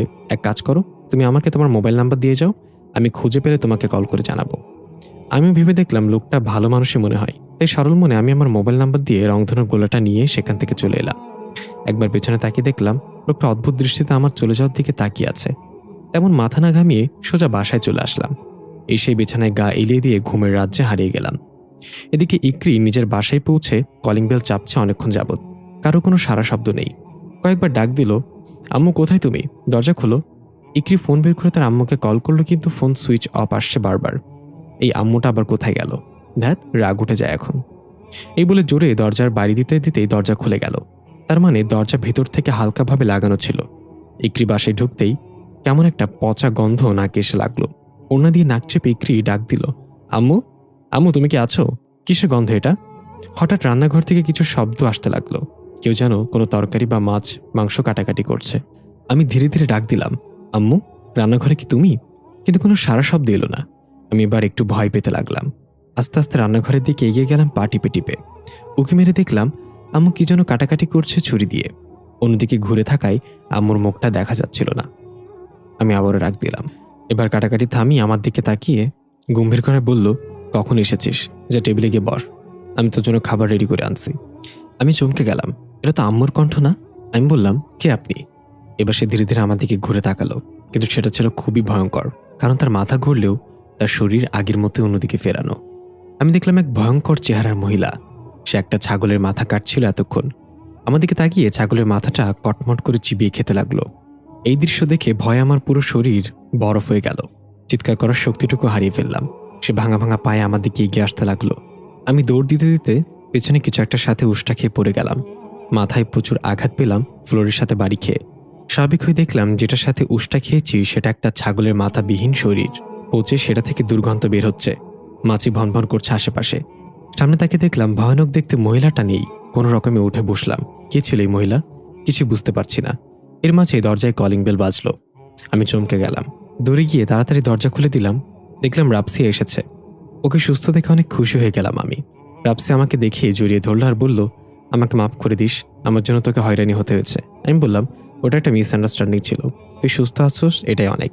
তখনই মনে পড়লো ছাগলের মাথাবিহীন শরীরটা ঘরে আছে। এটা রাপসিয়াকে দেখাতে হবে। আমি রাপসিয়াকে টেনে ভিতরে নিয়ে গেলাম। দেখাতে কিন্তু আমি অবাক হয়ে গেলাম, কারণ সেখানে কোনো ছাগলের চিহ্নও নেই। রাপসিয়া বলল, ইকরি তুই ঠিক আছিস? এমন করতেছস কেন? আমি বললাম, বিশ্বাস কর, এখানে কিছু ছিল। তুই আসার আগে আমি প্রচুর ভয় পেয়েছিলাম। আম্মু, আমার আম্মু কোথায়? এই বলে আমি পাগলের মতো করতে লাগলাম। আম্মুর রূপে সে অন্য কিছু ছিল। তাহলে আম্মু কোথায়? আম্মু মোবাইলে বন্ধ আসছে বারবার। এখন আমি কি করব? মাথা কাজ করছে না। রাপসি আমাকে শান্ত করে সোফায় বসালো। তারপর বলল, চিন্তা করিস না, আন্টি নিশ্চয়ই কোথায় গিয়েছে, দেখিস ঠিকই ফিরে আসবে। আমি হাসপাতাল থেকে ডিসচার্জ হয়ে সোজা তোর সাথে দেখা করতে চলে এসেছি। তোর জন্য আমি চিন্তিত ছিলাম খুব। আমি বললাম, কেন? তুই কেন চিন্তিত ছিলি? রাপসি আমতা আমতা করে বলল, আমি যখন অজ্ঞান অবস্থায় ছিলাম হাসপাতালের বেডে, তখন তোকে নিয়ে একটা স্বপ্ন দেখেছি। আমি কৌতূহল নিয়ে বললাম, কি স্বপ্ন? রাপসা বলল, আমি দেখেছি তুই একটা কবরস্থানের মাঝখান দিয়ে হেঁটে যাচ্ছিস। আমি তোকে পেছন থেকে ডাকছি, কিন্তু তুই আমার দিকে ফিরেও তাকাসনি। কবরস্থানের মাঝ বরাবর একটা রংধনুর মতো লাইন আঁকা ছিল। আমি কোনোভাবেই সে লাইনটা ক্রস করে তোর কাছে যেতে পারছিলাম না। লাইনটা পার হতে গেলেই বৈদ্যুতিক শকটের মতো আমার সারা শরীর কেঁপে ওঠে। আমি হতাশ হয়ে দাঁড়িয়ে দেখতে লাগলাম তুই কোথায় যাচ্ছিস। আমি দেখলাম তুই একটা নতুন কবরের সামনে গিয়ে দাঁড়িয়ে গেলি। তারপর কিছু মাটি উঠিয়ে সে কবরে দিলি এবং অঝরে কান্না করতে লাগলি। তোর কান্নার শব্দে সবকিছু যেন থমকে গিয়েছে। আমি কান চেপে ধরে বসলাম। তবুও যেন আমার কান ফেটে রক্ত বের হওয়ার মতো অবস্থা। আমি সহ্য করতে না পেরে জোরে চিৎকার করলাম এবং আমার ঘুম ভেঙে গেল। আমার আম্মু তখন আমার পাশে বসেছিল। আম্মু বলেছিল আমি নাকি সত্যি সত্যি তোর নাম ধরে চিৎকার করে ডাকছিলাম এবং কান্না করছিলাম। রাপসিয়ার কথা শুনে আমি অবাক হয়ে গেলাম। যদি রাপসিয়া দেখে থাকে আমি কবরে মাটি দিয়েছি, তাহলে আমার স্বপ্নের সাথে মিল আছে। আমি স্বপ্নে দেখি কেউ আমাকে তাকে ঠিকমতো জানাজা দিয়ে দাফন করতে বলে। তাহলে কি এটাই সেই স্বপ্নের মূল? তার মানে কেউ আছে যে চায় আমি তাকে দাফন করি ঠিকঠাক মতো। কিন্তু আমি কেন? রাপসা আমাকে চুপ থাকতে দেখে বলল, কিরে চুপ করে আছিস কেন? এই স্বপ্নের মানে কি? তুই কি আমার কিছু দেখোস? আমি বললাম, এসব কথা পরেও বলা যাবে রাপসিয়া, এখন আমাকে আম্মুকে খুঁজতে হবে। আম্মুর জন্য আমার খুব চিন্তা হচ্ছে। কোথায় গেল? রাপসা বলল, আচ্ছা তোর আব্বু কোথায়? আঙ্কেল যে গ্রামে তার মা বাবাকে দেখতে গিয়েছিল এখন আসেনি? তা তো প্রায় 1 মাসের ওপর হবে গিয়েছে। রাফসার কথায় আমার টনক নড়ল। তাহলে কি আম্মু বাবার কাছে গিয়েছে গ্রামে? আমাকে এখনই গ্রামে যেতে হবে। রাফসা বলল, আমিও যাবো তোর সাথে। আমি বললাম, তুই না বললেও তোকে জোর করে নিয়ে যেতাম। এত দূর আমি কি একা একা যাবো নাকি? রাফসা বলল, কিন্তু দোস্ত, আমার কাছে তো টাকা নেই, গাড়ি ভাড়া কিন্তু তুই দিবি। আমি বললাম, তোর কাছে টাকা ছিল কবে? দেখিস তো টাকা পয়সা পিঁপড়া খাবে।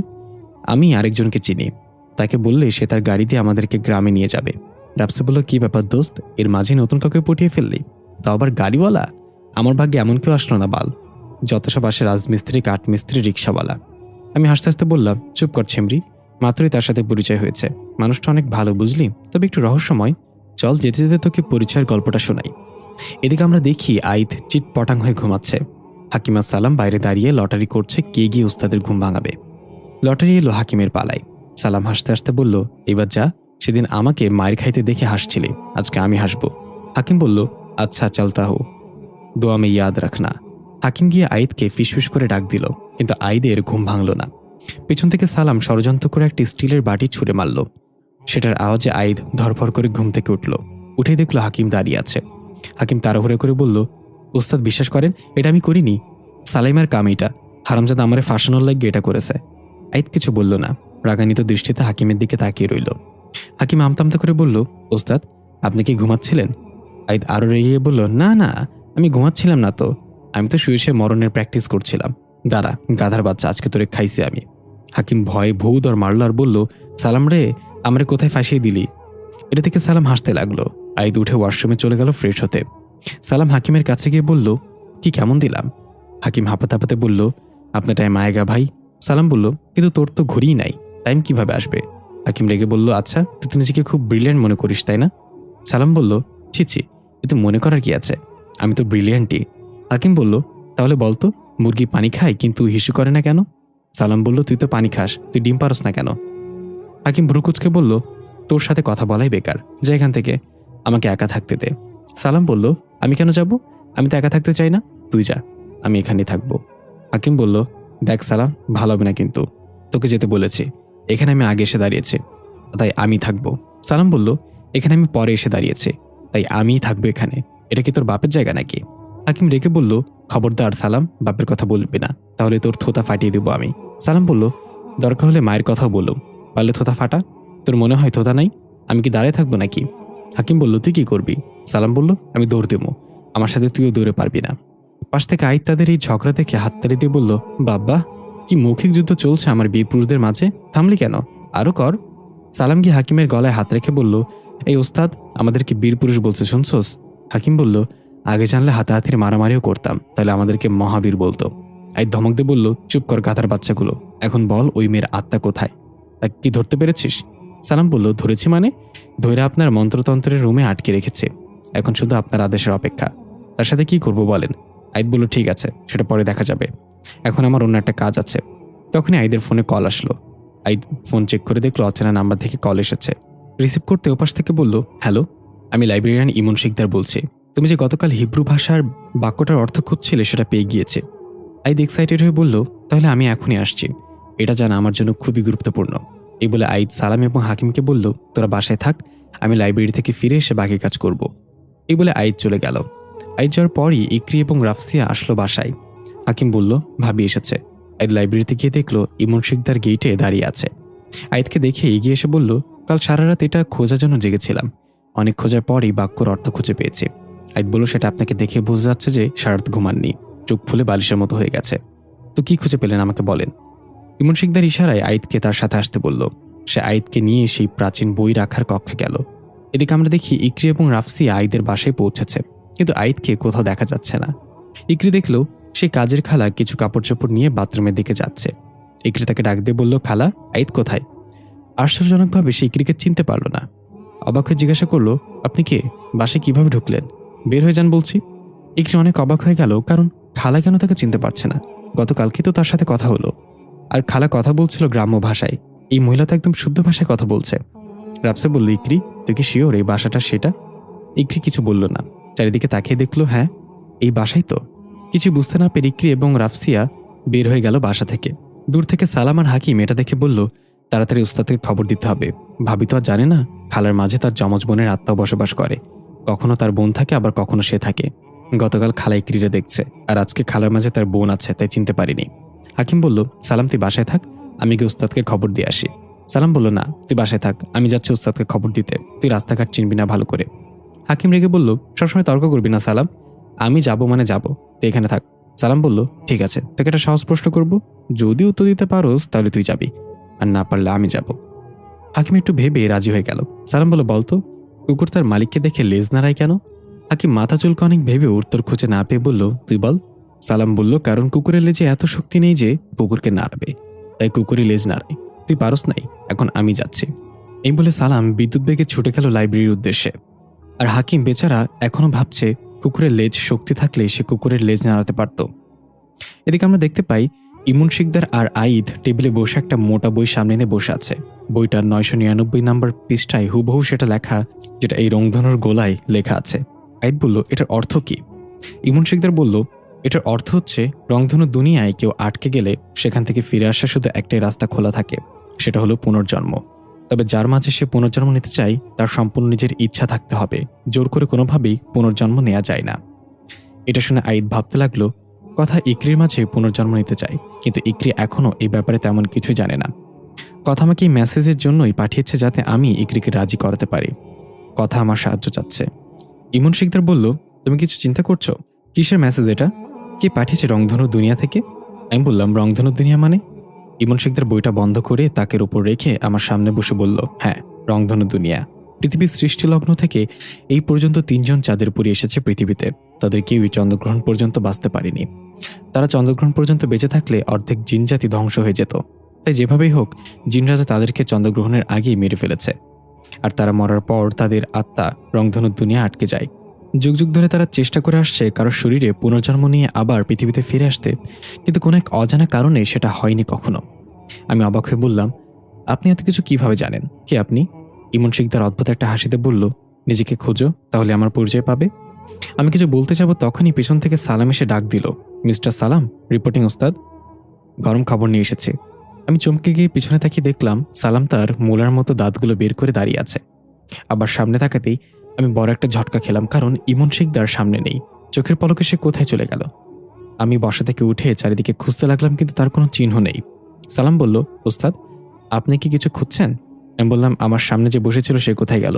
তোর দিকে তাকিয়ে সামনে তাকাতেই দেখি সে নেই। সালাম অবাক হয়ে বলল, কার কথা বলছেন ওস্তাদ? আপনি তো এখানে একাই বসেছিলেন, আমি এসে আপনার সামনে কাউকেই দেখতে পাইনি। সালামের কথা শুনে আমি রেগে গেলাম। সে আমার সামনেই ছিল, তুই কিভাবে দেখতে পেলি না তাকে? খেয়াল করে দেখলাম টেবিলের উপর রংধনুর গোলাটাও নেই, তার মানে সে ওটা নিয়ে গেছে। আমি রাগে টেবিলের উপর ঘুষে মারলাম। সে কে ছিল? কি উদ্দেশ্য নিয়ে সে এসেছিল? তাকে কোথায় পাবো? কিছু বুঝতে পারছি না। আমি বললাম, কি খবর নিয়ে এসেছিস বল। সালাম ভয় ভয় বলল, আপনি বাসা থেকে বের হওয়ার পরপরই ইকরি ম্যাডাম এসেছিল তার বান্ধবীকে নিয়ে, কিন্তু খালার মাঝে তখন অন্যজন ছিল, তাই খালা তাকে চিনতে পারিনি, বাসা থেকে বের হয়ে যেতে বলেছে। এটা শুনে আমার রাগ আরো বেড়ে গেল। আমি বললাম, গাধার বাচ্চা, তাহলে তুই আমার কাছে কেন এসেছিস? তুই তো নিজেই খালাকে বলতে পারতি ইকরি আমার পরিচিত, খালার মাঝে যেই থাক তাদের দুজনকে তো চিনে, তাই না? সালাম মাথা চুলকে বলল, তাই তো, এটা তো আমার মাথায় আসেনি। কি লাভ এই মাথা রেখে, কি লাভ এই মাথা রেখে? এই বলে সালাম তার মাথা ঘাড় থেকে খুলে হাতে নিয়ে আসলো। আমি বললাম, হয়েছে, আর নাটক করতে হবে না, চল এখান থেকে এখন। ইমন শিকদারকে যেভাবেই হোক খুঁজে বের করতেই হবে। আইদ এবং সালাম একসাথে লাইব্রেরি থেকে বের হলো। আমরা দেখতে পাই ইমন শিকদার লাইব্রেরির ছাদে দাঁড়িয়ে আছে, তার হাতে রংধনুর গোলাটা। সে এক রহস্যময় হাসি দিয়ে আইদের চলে যাওয়ার দিকে তাকিয়ে আছে ছাদ থেকে। আইদ বাসায় ফিরে দেখল ইকরিয়া রাপসিয়া ড্রয়িং রুমে বসে আছে সোফায়। আইদ খুশি হয়ে বলল, আরে আপনারা, আমি জানতে পেরেছিলাম আপনারা নাকি চলে গেছেন আমাকে না পেয়ে, কাজের খালা চিনতে পারিনি। ইকরি বলল, হ্যাঁ, প্রথমে তো চিনতে পারিনি, পরে উনি নিজেই গিয়ে আবার গেট থেকে ফিরিয়ে নিয়ে এনেছে। ওনার নাকি ভুলে যাওয়ার রোগ আছে, তাই আমাকে দেখে চিনতে পারিনি। আইদকে বসে ইকরির চোখে চোখ রেখে বলল, গতকালই না রাগ দেখিয়ে চলে গেলেন, দেখলেন তো, আমাকে ছাড়া একদিনও থাকতে পারলেন না, একেই বলে টান। ইকরি মুখ বাঁকিয়ে বলল, তেমন কিছুই না, আপনি তো আছেন আপনার চাঁদের পরীকে নিয়ে, আমার প্রতি আপনার কোনো টানই নেই। আইদ বলল, চাঁদের পরী আর আপনি একই, এখন বলেন কেন এসেছেন? জরুরি কাজ ছাড়া তো আসার কথা না আপনার। ইকরি বলল, আমার আম্মু মিসিং, বাসায় গিয়ে দেখি আমার আম্মুর রূপে বাসে অন্য কিছু। সে ভীষণ ভয়ঙ্কর ছিল, ছাগলের মাথাবিহীন শরীর আর মাথাটা তার হাতেই ছিল।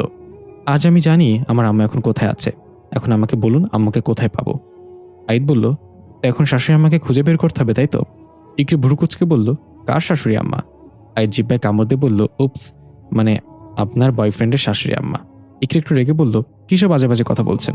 আমার কোনো বয়ফ্রেন্ড নেই। আইদ বলল, এটাই তো কনফার্ম করতে চাচ্ছিলাম। আচ্ছা, এখন তাহলে কি করতে হবে বলেন, দেখি আমি কিছু করতে পারি কিনা আপনার জন্য। ইকরি বলল, 2-3 মাস আগে আমার আব্বু গ্রামের বাড়ি গিয়েছিল দাদা দাদির সাথে দেখা করতে, কিন্তু আব্বু আর ফেরেনি। আমার মনে হয় আম্মু হয়তো গ্রামের বাড়ি গেছে আব্বুর কাছে।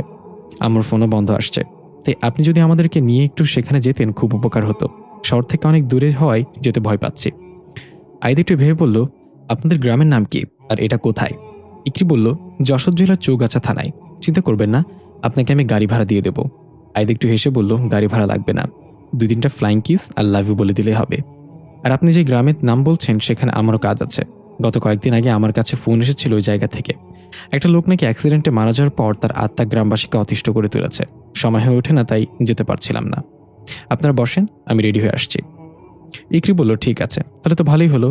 আমার 2-3টা ফ্লাইং কিস আর আই লাভ ইউ বেঁচে গেল। আইদ হেসে বলল, তো রাপসিয়া, আপনি কেমন আছেন এখন? বড় একটা বিপদ কেটে উঠেছেন মাত্রই, এখন থেকে সাবধানে থাকবেন। রাপসিয়া এতক্ষণ চুপচাপ বসে দুজনের কথা শুনছিল। আইদ ভেতরে চলে যাওয়ার পর রাপসিয়া ইকরিকে বলল, দোস্ত, তুই যদি এই ছেলেকে রিজেক্ট করস তাহলে প্লিজ আমার দিকে ছুড়ে মারিস। ছেলেটাকে দেখে আমার মনের মাঝে কুসকুস হনে লাগা হে। ইকরি ধমক দিয়ে বলল, চুপ কর, সে তো তার চাঁদের পরীর জন্যই আমাকে একদিন রিজেক্ট করবে এক সময়, আর তুই আছোস তোর কুসকুস নিয়া। আইদ রুমে গিয়ে সালাম আর হাকিমকে ডাকলো। দুজনে হাজির হলো। তারপর হাকিম বলল, উস্তাদ, আমি খালাকে মনে করিয়ে দিয়েছি ইকরি ম্যাডাম আপনার পরিচিত। এই বকলম সালাম তো গিয়েছে আপনাকে খবর দিতে, আমি না করার পরেও গেছে। সালাম হাঁ করে তাকিয়ে বলে, এই ছিল তোর মনে? তোরে আমি বদদোয়া দিলাম, বাসর রাতে তোর বউ তোরে ভাইয়া ডাকবে। হাকিম বলল, সমস্যা নাই, বউটা তো তোর হবে। সালাম রেগে বলল, ঝালমুড়ির ঠোঙা, তুই আমার বউয়ের দিকে নজর দিছস? मैं तेरा खून पी जाऊंगा হাকিম। আই ধমক দিয়ে বলল, তোরা কি চুপ করবি নাকি আমি ডান্ডা বের করব? হাকিম একটু লাজুকভাবে বলছে, ছি ওস্তাদ, ডান্ডা বের করবেন কেন? সালাম বলল, হারামজাদা লাঠির কথা বলছে। তুই জানোস না উস্তাদের আলমারিতে সবসময় একটা লাঠি থাকে? আইদকে আলমারি থেকে লাঠি বের করতে দুজনে উধাও। আইদ কপাল চাপড়াতে চাপড়াতে বলতে লাগলো, এই গাধার বাচ্চাগুলো যে কবে আমার পিছু ছাড়বে। আইদ ফ্রেশ হয়ে রেডি হলো যাওয়ার জন্য। কিছু দরকারি জিনিসপত্র নিয়ে এলো সাথে করে। ইকরি আর রাপসিয়াকে গিয়ে বলল গাড়ির পেছনে ছেটে গিয়ে বসতে। আইদ সালাম আর হাকিমকে ডেকে বলল, আমি শহরের বাইরে যাচ্ছি, ওই মেয়ের আত্মা যেন কিছুতেই বের হতে না পারে, এই দায়িত্ব হাকিমের উপর দিলাম। সালাম বলল, ওস্তাদ, শিয়ালের কাছে মুরগি বাগা দিয়েন না, আমি অনেক ভালো, সৎ, নম্র, ভদ্র, সহজ সরল একটা ছেলে, আমাকে এই দায়িত্ব দেন। হাকিম, পারবে না ওস্তাদ। আইদ ধমক দিয়ে বলল, চুপ কর, তোর দায়িত্ব হলো ইমন শিকদারকে খুঁজে বের করা। আমি ফিরে এসে যেন শুনি তুই ইমন শিকদারকে খুঁজে পেয়েছিস, না হলে সামনের মাসে বেতন পাবি না। সালাম বলল, ঠিক আছে ওস্তাদ, আপনি এসেই সুখবর পাবেন, নিশ্চিন্তে যান ভাবিকে নিয়ে, লাগলে হানিমুন টানিমুন একসাথে বানিয়ে আসবেন। আইদ বলল, সালাম। সালাম বলল, এই হাকিম, যা নিজের কাজ কর, ওস্তাদ তোকে যে দায়িত্ব দিয়েছে সেটা ভালোভাবে পালন করবি। এই বলে সালাম চোখ ট্যারা করে চলে গেল। আইদ একটু হেসে গাড়িতে গিয়ে বসলো। ইকরি বলল, এতক্ষণ লাগলো আসতে? সে কখন থেকে বসে আছি। আইদ বলল, গাধাকে বোঝানো সহজ কাজ না ম্যাডাম, এখন তাহলে যাওয়া যাক। আইদ গাড়ি স্টার্ট করে ড্রাইভ করতে লাগলো। কারো মুখে কোনো কথা নেই, গাড়ির ভিতর সম্পূর্ণ নীরবতা পালন চলছে। আইদ লুকিং গ্লাসে তাকিয়ে দেখলো দুজনেই নাক ডেকে ঘুমাচ্ছে। আইদ একটু পরপরই ইকরির দিকে তাকাচ্ছে লুকিং গ্লাসে। কি মায়াবী মুখ, এই যেন সেই আমার চাঁদের পরী। যত যাই হোক, চাঁদের পরীকে আমি ফিরিয়েই আনবো, যেভাবেই হোক ইকরিকে রাজি করাতে হবে। এদিকে ইকরি ঘুমের মাঝে আবার সেই স্বপ্নের জগতে চলে গিয়েছে। ইকরি একটা কবরস্থানে দাঁড়িয়ে আছে। একটা ভারী কণ্ঠ বলছে, আমাকে ঠিকঠাক মতো জানাজা দিয়ে দাফন করে দাও, নাহলে আমি সবাইকে মেরে ফেলবো। ইকরি এদিক ওদিক ছুটছা চিৎকার করে বলছে, কে আপনি? আমি কেন আপনাকে দাফন করব? কিন্তু এই আওয়াজটা যেন থামছেই না। হঠাৎ ইকরি দৌড়াতে দৌড়াতে একটা ভাঙা কবরে পা পিছলে পড়ে গেল। কোনো রকমে উঠে দেখলো কবরের একটা অর্ধগলিত লাশ, তার মুখ থেকে মাংস খুলে খুলে পড়ছে। চোখ দুটোর জায়গায় 2টা গর্ত হয়ে আছে। নীল রঙের শার্টটা এখনো পচেনি। লাশের থেকে একটা ভোটকা গন্ধ বেরোচ্ছে। ইকরি নাড়ি বুড়ি সব বের হয়ে আসবে মনে হচ্ছে গন্ধে।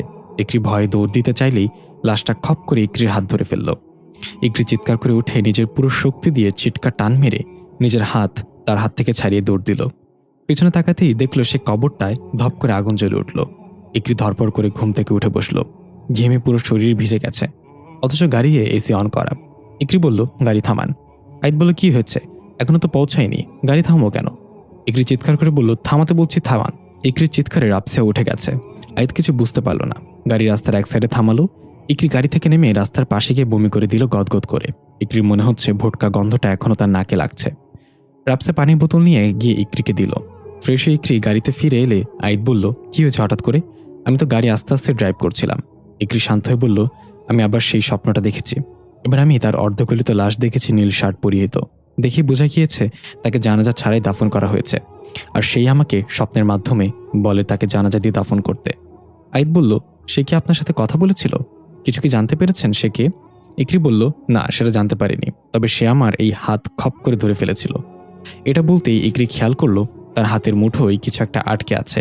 মুঠো খুলে দেখলো নীল শার্টের কিছু অংশ আটকে আছে। ইকরি অবাক হয়ে বলল, সে যখন আমার হাত ধরেছিল তখন অনেক ধস্তাধস্তি করে তার থেকে নিজেকে ছাড়িয়েছিলাম। তখনই হয়তো এটা আমার হাতে চলে এসেছিল। তার মানে এটা নেহাতি কোনো স্বপ্ন ছিল না। আইদ ইকরির হাত থেকে কাপড়ের টুকরাটা নিয়ে বলল, স্বপ্নের জগৎ থেকে কিছু নিয়ে আসা মানে তাকে বাস্তব দুনিয়ায় ডেকে আনা। সে নিশ্চয়ই আসবে তার জিনিস ফেরত নিতে। তখনই রাপসি এক অদ্ভুত কণ্ঠে বলে উঠল, আমার জিনিস আমাকে ফেরত দে। আইদ এবং ইকরি দুজনে অবাক হয়ে তাকিয়ে দেখল রাফসিয়া নিচের দিকে মাথা নিচু করে চুলগুলো সামনে ঝুলিয়ে বসে আছে। আইদ বলল, এই দেখেন। বলতে না বলতেই শয়তান হাজির। হায়াত আছে বলতে হবে, অনেকদিন বাঁচবে। ইকরি কাঁপা কাঁপা হাতে রাপসিয়ার কাঁধে হাত রেখে বলল, রাপসিয়া? হঠাৎ রাপসিয়া এক ঝটকায় মুখ তুলে কর্কশ গলায় বলল, আমি বলেছিলাম আমাকে ঠিকঠাক মতো দাফন করে দিতে, তুই সেটা করিসনি, এখন মর। এই বলে ইকরির গলা চেপে ধরে ছুঁড়ে মারল। ইকরি গাড়ির দরজা ভেঙে বাইরে গিয়ে পড়ল। আইদ তার ব্যাগ থেকে আত্মা বশ করার পয়সাটা বের করার আগেই রাপসিয়া আইদকেও ছুঁড়ে ফেলে দিল। তারপর এক লাফে গাড়ির ছাদে উঠে অদ্ভুতভাবে বসে বলল, সবাই মরবে এখন। আইদ উঠে গিয়ে ইকরিকে বলল, আপনি ঠিক আছেন তো? ইকরি কুকরাতে কুকরাতে বলল, আমার কথা ছাড়েন, আগে রাপসিয়ার ভেতর থেকে ওইটাকে বের করেন। আইদ বলল, যা দিয়ে আমি আত্মাবশ করবো সেটা গাড়ির ভেতরে, কিন্তু ওটা ছাড়াও আমি আত্মাবশ করতে পারবো, তবে অল্প কিছুক্ষণের জন্য সেটা। এই বলে আইদ নিচ থেকে কিছু ধুলো উঠালো মুষ্টিবদ্ধ করে, তারপর কিছু একটা পরে সেগুলোতে ফু দিল। রাপসি আবার এক লাফে গাড়ির ছাদ থেকে নেমে আইদের দিকে এগিয়ে আসলো। আইদ সুযোগ বুঝে হাতে হালকা ধুলো রাপসিয়ার চেহারায় ছুঁড়ে মারল। সাথে সাথে রাপসিয়া চিৎকার করে হাঁটু গেড়ে মাটিতে বসে পড়ল। রাপসিয়ার শরীর থেকে কালো ধোয়ার মতো কিছু একটা বের হয়ে গেল এবং রাপসিয়া মাটিতে লুটিয়ে পড়ল। আইদ বলল, তাড়াতাড়ি রাপসিয়াকে নিয়ে গাড়িতে উঠে বসেন, আমাদের যেতে হবে। সে আবার রাপসিয়ার উপর ভর করে নেবে। ইকরি উঠে রাপসিয়াকে টেনে গাড়িতে তুলল। আইদ তাড়াতাড়ি গাড়ি স্টার্ট করে আবার রওনা হলো। এদিকে আমরা দেখতে পাই ইমন শিকদার একটা ধোঁয়াযুক্ত কক্ষে আসন পেতে বসে আছে চোখ বন্ধ করে। দেখে বোঝা যাচ্ছে সে গভীর ধ্যানে আছে। তার সামনে রংধনুর গোলাটা রাখা এবং একটা পিতলের পাত্রে একটা মোমবাতি জ্বালানো। সে কিছুক্ষণ পর জ্বলন্ত মোমবাতিটা হাতে নিয়ে সেটা কাত করে মোমের গরম ফোঁটাগুলো নিজের চোখ বন্ধ করে উপরে দিতে লাগলো। এক পর্যায়ে মোম দিয়ে তার দুটো চোখ ঢেকে ফেলল। তার সামনে থাকা রংধনুর গোলাটা পাত্রের ভেতর কাঁপতে কাঁপতে লাগলো। তারপর ভয়ঙ্করভাবে হাসতে হাসতে লাগলো এবং বলল, আমি আসছি তোমাকে মুক্ত করতে, ভয় পাবে না, আমি আসছি। এদিকে সালাম ইমন শিকদারের খোঁজে সে লাইব্রেরিতে এসেছে। যদিও সালামকে কেউ দেখতে পাচ্ছে না, তাই সে ইচ্ছামতো এদিক ওদিক ছুটে তার খোঁজ চালিয়ে যাচ্ছে। কিন্তু পুরো লাইব্রেরি তন্ন করে খুঁজেও ইমন শিকদার নামে কাউকে পেল না। অবশেষে সালাম চলে গেল লাইব্রেরির স্টাফ রুমে, যেখানে এখানে থাকা সব স্টাফদের নাম লিস্টেড থাকে। সালামকে স্টাফ লিস্ট চেক করে লাগলো, কিন্তু আশ্চর্যজনকভাবে ইমন শিকদার নামে কেউ নেই। এখন সালাম কি করবে? এর মাঝে সালাম শুনতে পেল দুজন স্টাফ সেখানে বসে বলাবলি করছে। লাইব্রেরির পুরনো স্টাফদের লিস্ট গত 2 দিন ধরে মিসিং ছিল, সেটা দেওয়ালে ফ্রেমে করে টাঙানো ছিল। আজ সকালে হঠাৎ সে টেবিলের উপর পাওয়া গেছে, অথচ গত 2 দিন তন্ন করে খুঁজেও কেউ সেটা পায়নি। এমনকি পুলিশ কেসও হয়েছিল এটার জন্য। এর শুনে সালামের সন্দেহ সৃষ্টি হলো। সে তাড়াতাড়ি সেই ফ্রেমে বাঁধানো পুরনো স্টাফদের লিস্ট খুঁজতে লাগলো এবং পেয়েও গেল। সালাম হাঁ করে তাকিয়ে রইল সেটার দিকে। এ কি, ইমন শিকদার নামে যে ছিল এখানে, তো সে ছিল আরো 125 বছর আগের স্টাফ। এতদিনে তো সে মারা যাওয়ার কথা। তাহলে কি ওস্তাদের সাথে যে দেখা করছে সে ইমন শিকদারের আত্মা ছিল? তাহলে ওস্তাদ সেটা বুঝতে পারল না কেন? সালাম তাড়াতাড়ি করে গেল সিসিটিভি কন্ট্রোল রুমে। সেখানে যে দায়িত্ব ছিল, সালাম তাকে পেছন থেকে এক থাপ্পড় মেরে অজ্ঞান করে দিল এবং নিজের হাতের দিকে তাকিয়ে বলল, আমার হাতে এত পাওয়ার, বা সালাম তুই গ্রেট হো। সালাম সেদিনে সিসিটিভি ফুটেজ চেক করতে লাগলো যেদিন আইদ এসেছিল লাইব্রেরিতে। খুঁজতে খুঁজতে দেখলো ওই তো ওস্তাদকে দেখা যাচ্ছে, কিন্তু সে তো একাই হাঁটছে আর কথা বলছে, তার সাথে তো কাউকে দেখা যাচ্ছে না। তার মানে সত্যি সত্যি সে ইমন শিকদারের আত্মা ছিল। যেহেতু ওস্তাদও তাকে ধরতে পারেনি, তার মানে সে কোনো সাধারণ আত্মা না। এদিকে আইদরা তাদের গন্তব্য যশোরের চৌগাছা থানায় চলে এসেছে প্রায়। রাপসিয়ার জ্ঞান ফিরতে উঠে বলল, কিরে আমার কি হয়েছিল? এই কি গাড়ির দরজা ভাঙা কেন? আমরা কি অ্যাক্সিডেন্ট করেছিলাম? ইকরি বলল, অ্যাক্সিডেন্ট তুই করস নাই, অ্যাক্সিডেন্ট করছে আমরা। আর একটু হলেই তো আমাদেরকে মেরে ফেলতে তুই। কেমনে ফাল দিয়ে গাড়ির উপর উঠে গেলি তুই? রাপসে বলল, মানে কি বলতেছো আবল তাবল? আমি আবার কখন গাড়ির ছাদে উঠলাম? এই আইদ ভাইয়া, গাড়ি পাবনা থেকে ঘোরান, ইকরিকে সেখানে রেখে আসি। আইদ এসে বলল, ইকরিকে পাবনা পাগলাগারোতে রাখবো না, ওকে রাখবো আমার মনের পাগলাগারোতে। রাপসে একটু কেসে বলল, ফিরিত দেখে মন চায় গেন্ডারির জুস খেয়ে মইরা যাই। ইকরি রেখে বলল, ফালতু কথা বলিস না তো, এমনি অনেক চিন্তায় আছে আমি। সেখানে গেলে আম্মা আব্বুকে পাবো কিনা। এর মাঝে একদল লোক মশলা হাতে আইদের গাড়ি থামালো। আইদ গাড়ি থামিয়ে মাথা বের করে বলল, কি হয়েছে, পা আটকালেন কেন? একজন বলল, আপনি নিশ্চয়ই আইদ, শহর থেকে এসেছেন? আইদ মাথা নেড়ে বলল, হ্যাঁ। লোকটা বলল, আমরা আপনাকে খবর দিয়েছিলাম, এটা সেই চৌগাছা, একটু আগেও একজনকে মেরে ফেলেছে সেই অতৃপ্ত আত্মা। আইদ গাড়ি থেকে নামলো, সাথে ইকরি এবং রাফসিয়াও নামলো। আইদ বলল, তার উৎপত্তিস্থল কোথায়? একজন বলল, পাশের জঙ্গল থেকে প্রতিদিন ওই আত্মার গর্জন শোনা যায়। সে চিৎকার করে বলে যে সে যতদিন না এসে আমাকে দাফন করবে ততদিন আমি মুক্তি পাবো না, আমি সবাইকে মেরে ফেলবো। ইকরি অবাক হয়ে আইদকে বলল, এই একই কথা তো আমরা স্বপ্নেও এসেছে, তাহলে কি এই আত্মাটা সেই আত্মা? আইদ বলল, সেটা দেখা যাবে। আমরা এখন জঙ্গলে যাবো এই আত্মার খোঁজে। সে যদি আপনার স্বপ্নে সে আত্মা হয় তাহলে তাকে আটকানো অনেক কঠিন হয়ে যাবে, কারণ সে বাস্তব দুনিয়ায় চলে এসেছে ইতোমধ্যে। এই বলে আইদ একটা মশাল হাতে নিয়ে একজন লোককে বলল, আমাকে জঙ্গলের পথ দেখিয়ে দিন। লোকটা আইদকে পথ দেখিয়ে দিল। আইদ সবার আগে হাঁটতে লাগলো। আইদের পিছনে রাফসি এবং ইকরি একে অপরের হাত শক্ত করে ধরে হাঁটছে। বাকি গ্রামবাসী সবাই দোয়া দরুদ পড়তে পড়তে পেছনে হাঁটছে। এদিকে আমরা দেখতে পাই হাকিম সেই রুমের বাইরে বসে আছে যেখানে হাবিবার আত্মা বন্দি করে রাখা হয়েছে। হাবিবার আত্মা ভেতর থেকে চিৎকার করছে তাকে ছেড়ে দেওয়ার জন্য। তার চিৎকার চেঁচামেচিতে হাকিম কান পেতে চেপে ধরে বসে রইল। এক পর্যায়ে সহ্য করতে না পেরে হাকিম দরজা খুলে হাবিবার আত্মাটাকে চপাট করে একটা থাপ্পড় লাগিয়ে রুমের কোণে ফেলে দিল। থাপ্পড়কে হাবিবা একদম চুপসে গেল এবং গালে হাত দিয়ে কোণে বসে রইল। হাকিম গিয়ে হাবিবার কাছে বলল, মৃত্যুর পর যদি কোনো কারণে মুক্তি না পাও তাহলে অন্তত মানুষের বিরক্তর কারণ হইও না। আমি আর সালাম বেঁচে থাকতে অনেক পাপ করেছি, একসাথে অনেক খারাপ কাজ করেছি, তাই আমরা মৃত্যুর পরও মুক্তি পাইনি, এভাবেই ঝুলে আছি। কিন্তু আমরা কখনো কারোর উপর প্রতিশোধ বা কারোর ক্ষতি করার চেষ্টা করিনি। মৃত্যুর পর কোনো ধনী গরিব সাদা কালোই সবাই এক, কারোর মাঝে কোনো পার্থক্য নেই। ভাগ্য ভালো মৃত্যু সবারই হয়, নাহলে বড়লোক আর অহংকারী ব্যক্তিরা এটা নিয়েও মজা করতো যে গরিব ছিল বলে মারা গেছে। তুমি নিজের ভেতরে থাকা রাগ, হিংসা, প্রতিশোধ ঝেড়ে ফেলে দাও। আমাদের টিমে যোগ দিয়ে আত্মা হওয়ার বিষয়টা এনজয় করো। আমাদেরকে কেউ দেখতে পায় না বিশেষ শক্তির অধিকারী মানুষ ছাড়া, তাই নিজেকে একজন অপ আত্মা বানানোর যে একজন ভালো আত্মা হয়ে আমাদের সাথে থেকে যাও। যদি রাজি থাকো তাহলে এক চাপো।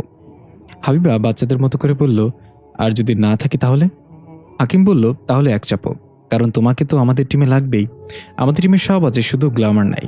তুমি হবে আমাদের গ্ল্যামার আত্মা। হাবিবা বলল, ঠিক আছে, তাহলে আমি এক চাপলাম, আমি আপনাদের টিমে এখন থেকে। হাকিম খুশি হয়ে বলল, স্বাগতম। আচ্ছা, তোমার চেহারা তো মাশাআল্লাহ ফুলের মতো সুন্দর, এই সৌন্দর্যের রহস্য কি? হাবিবা একটু লজ্জা পেয়ে বলল, তেমন কিছু না, বেঁচে থাকতে সবসময় 5 ওয়াক্ত নামাজ পড়তাম, তাই সুন্দর আমি। হাকিম বলল, বাহ, খুব ভালো তো, তাহলে মাঝে মাঝে নফল নামাজও পড়তে অন্তত হাত পাও সুন্দর হয়ে যেত। এই বলে হাকিম হাসতে লাগলো। হাবিবা বলল, আপনিও না? এদিকে আইদরা জঙ্গলে গিয়ে সেই আত্মার খোঁজ করছে। হঠাৎ চারিদিকে প্রচণ্ড বাতাস বইতে শুরু করলো। সবার হাতে থাকা মশাল নিভে গেল। আইদ তাড়াতাড়ি ব্যাগ থেকে বিশেষ ধরনের এক সবুজ আলো লাইট বের করে সেটা জ্বালিয়ে দিল। সবুজ আলোতে দেখা গেল একটু দূরেই জীর্ণ শীর্ণ শার্ট গায়ে কেউ একটা দাঁড়িয়ে আছে। তার শরীর থেকে মাংস খুলে খুলে পড়ছে, রাগে হিংস্র পশুর মতো গড়গড় করছে। ইকরি বলল, এটাই সেই লাশ, যেটা শার্টের অংশ আমি নিয়ে এসেছিলাম। গ্রামবাসী এটা দেখে ভয়ে যে যার মতো ছুটে পালাতে লাগলো, কিন্তু আইদ এক পাও নড়ল না। আইদ চিৎকার করে জিজ্ঞাসা করলো, কে আপনি? কেন নিজেকে কষ্ট দিচ্ছেন? সে কোনো কথা বলল না, উল্টো ঘুরে হাঁটা দিল জঙ্গলের গভীরে। আইদ বলল, আমাদের তার সাথে যেতে হবে, সে আমাদের কিছু দেখাতে চায়। ইকরি এবং রাফসিয়া প্রচুর ভয় পাচ্ছে, তবুও আইদ থাকা সত্ত্বেও সাহস পাচ্ছে। এর মাঝে গ্রামবাসীরা সব পালিয়ে গেছে। আইদ, ইকরি এবং রাফসিয়া তার পিছু নিল। সে হাঁটতে হাঁটতে একটা জায়গায় গিয়ে থেমে গেল। আইদরাও থেমে গেল। হঠাৎ সে চোখের পলকে অদৃশ্য হয়ে গেল। আইদ দৌড়ে গেল সেখানে যেখানে সে দাঁড়িয়েছিল। টর্চের আলোতে সেখানে একটা হালকা উঁচু করা মাটির স্তূপ দেখতে পেল।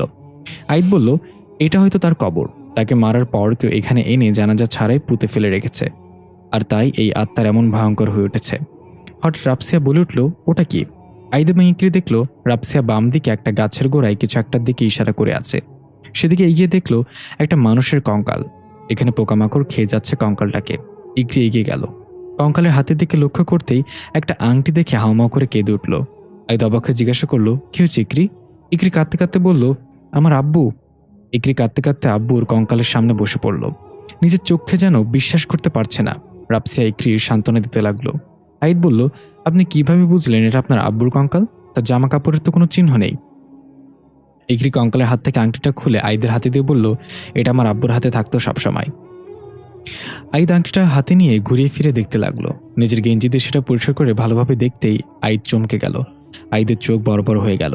দৃশ্য চলে গেল 10 বছর আগে, যেদিন সোহানা মারা গিয়েছিল বাসের ধাক্কায়। বিকট শব্দ শুনে আইদার কথা সেদিকে তাকালে দেখতে পেল সোহানার হাওয়ায় ভাসছে। কিছু বুঝে ওঠার আগেই সোহানা গিয়ে ল্যাম্প পোস্টের খুঁটির সাথে বাড়ি খেয়ে নিচে আছড়ে পড়ল। আইদ সোহানা বলে চিৎকার করে দৌড়ে গেল। যে বাস সোহানাকে অ্যাক্সিডেন্ট করিয়েছিল সেই বাস সেদিন না থেমেই পালিয়ে গিয়েছিল। তবে ড্রাইভারের হাত জানালা দিয়ে বের হয়ে থাকায় আয়েদ শুধু তার হাত দেখতে পেয়েছিল। হাতে একটা আংটি চকমক করছিল। আয়েদ এই আংটিটার কথা কখনো ভুলবে না। সে আংটিওয়ালা লোকটাই সোহানার অ্যাক্সিডেন্ট করে পালিয়ে গিয়েছিল। দৃশ্য ফিরে এলো বর্তমানে। আয়েদ আংটিটা হাতে চেপে ধরে বলল, ইকরি, আপনার বাবা কি কাজ করত? ইকরি চোখ মুছে বলল, আমার বাবা বাস ড্রাইভার ছিল। তবে 10 বছর আগে কোন এক অজানা কারণে বাস চালানো ছেড়ে দেয় বাবা। তারপর ছোটখাটো একটা ব্যবসা করত। আইদের চোখ রাগে লাল হয়ে গেল। সোহানার অক্সিজেন মাস্ক পুরাটা আইদের চোখে ভাসতে লাগলো। সোহানা বলা শেষ কথাটা আইদের কানে বাজতে লাগলো, ভাইয়া, আমাকে শেষবারের মতো একটা ভেন্ডি বলে ডাকবি? আইদ রাগে কষ্ট আংটিটা হাতের মাঝে এমনভাবে চেপে ধরল যে সেটা আইদের হাতে বিঁধে গিয়ে রক্ত বের হতে লাগলো। এটা ইকরি বা রাপসিয়া কেউ খেয়াল করলো না। আইদ নিজেকে কোনো মতো শান্ত করে বলল, এই আংটিটির মাধ্যমে আমি বের করবো আপনার বাবা কিভাবে মারা গিয়েছে, আর ওই আত্মাটাই বা কে। ইকরি বলল, তাহলে এখন সেটা করেন। আমি জানতে চাই আমার বাবা কিভাবে মারা গেছে। আইদ সেই কবরের মতো মাটির স্তূপ থেকে এক মুঠো মাটি নিয়ে ব্যাগে ঢুকিয়ে বলল, এখানে হবে না এটা। আমাকে অতীতে পৌঁছাতে হলে যেতে হবে চাঁদের পরীতে। ইকরি ভুরুকুচকে বলল, চাঁদের পরী? আইদ কিছু না বলে হাঁটা দিয়ে জঙ্গল থেকে বের হওয়ার জন্য রাপসিয়া আর ইকরিও আইদের পিছু নিল। রাপসিয়া ইকরির কানে কাছে গিয়ে ফিসফিস করে বলল, আংটিটা দেখার পর থেকে আইদের ব্যবহারের পরিবর্তন এসেছে, সেটা লক্ষ্য করছোস? ইকরি বলল, হ্যাঁ দেখেছি। নিশ্চয় আমার আব্বুকেও চিনে। এখন কোনো কথা বলিস না, দেখিও কি করে। গাড়ি কাছে এসে দেখলো গ্রামবাসীরা সবাই এখানে দাঁড়িয়ে আছে। আইদকে দেখেই সবাই এগিয়ে গেল। একজন বলল, আপনি কি সে আত্মাটাকে বন্দি করতে পেরেছেন?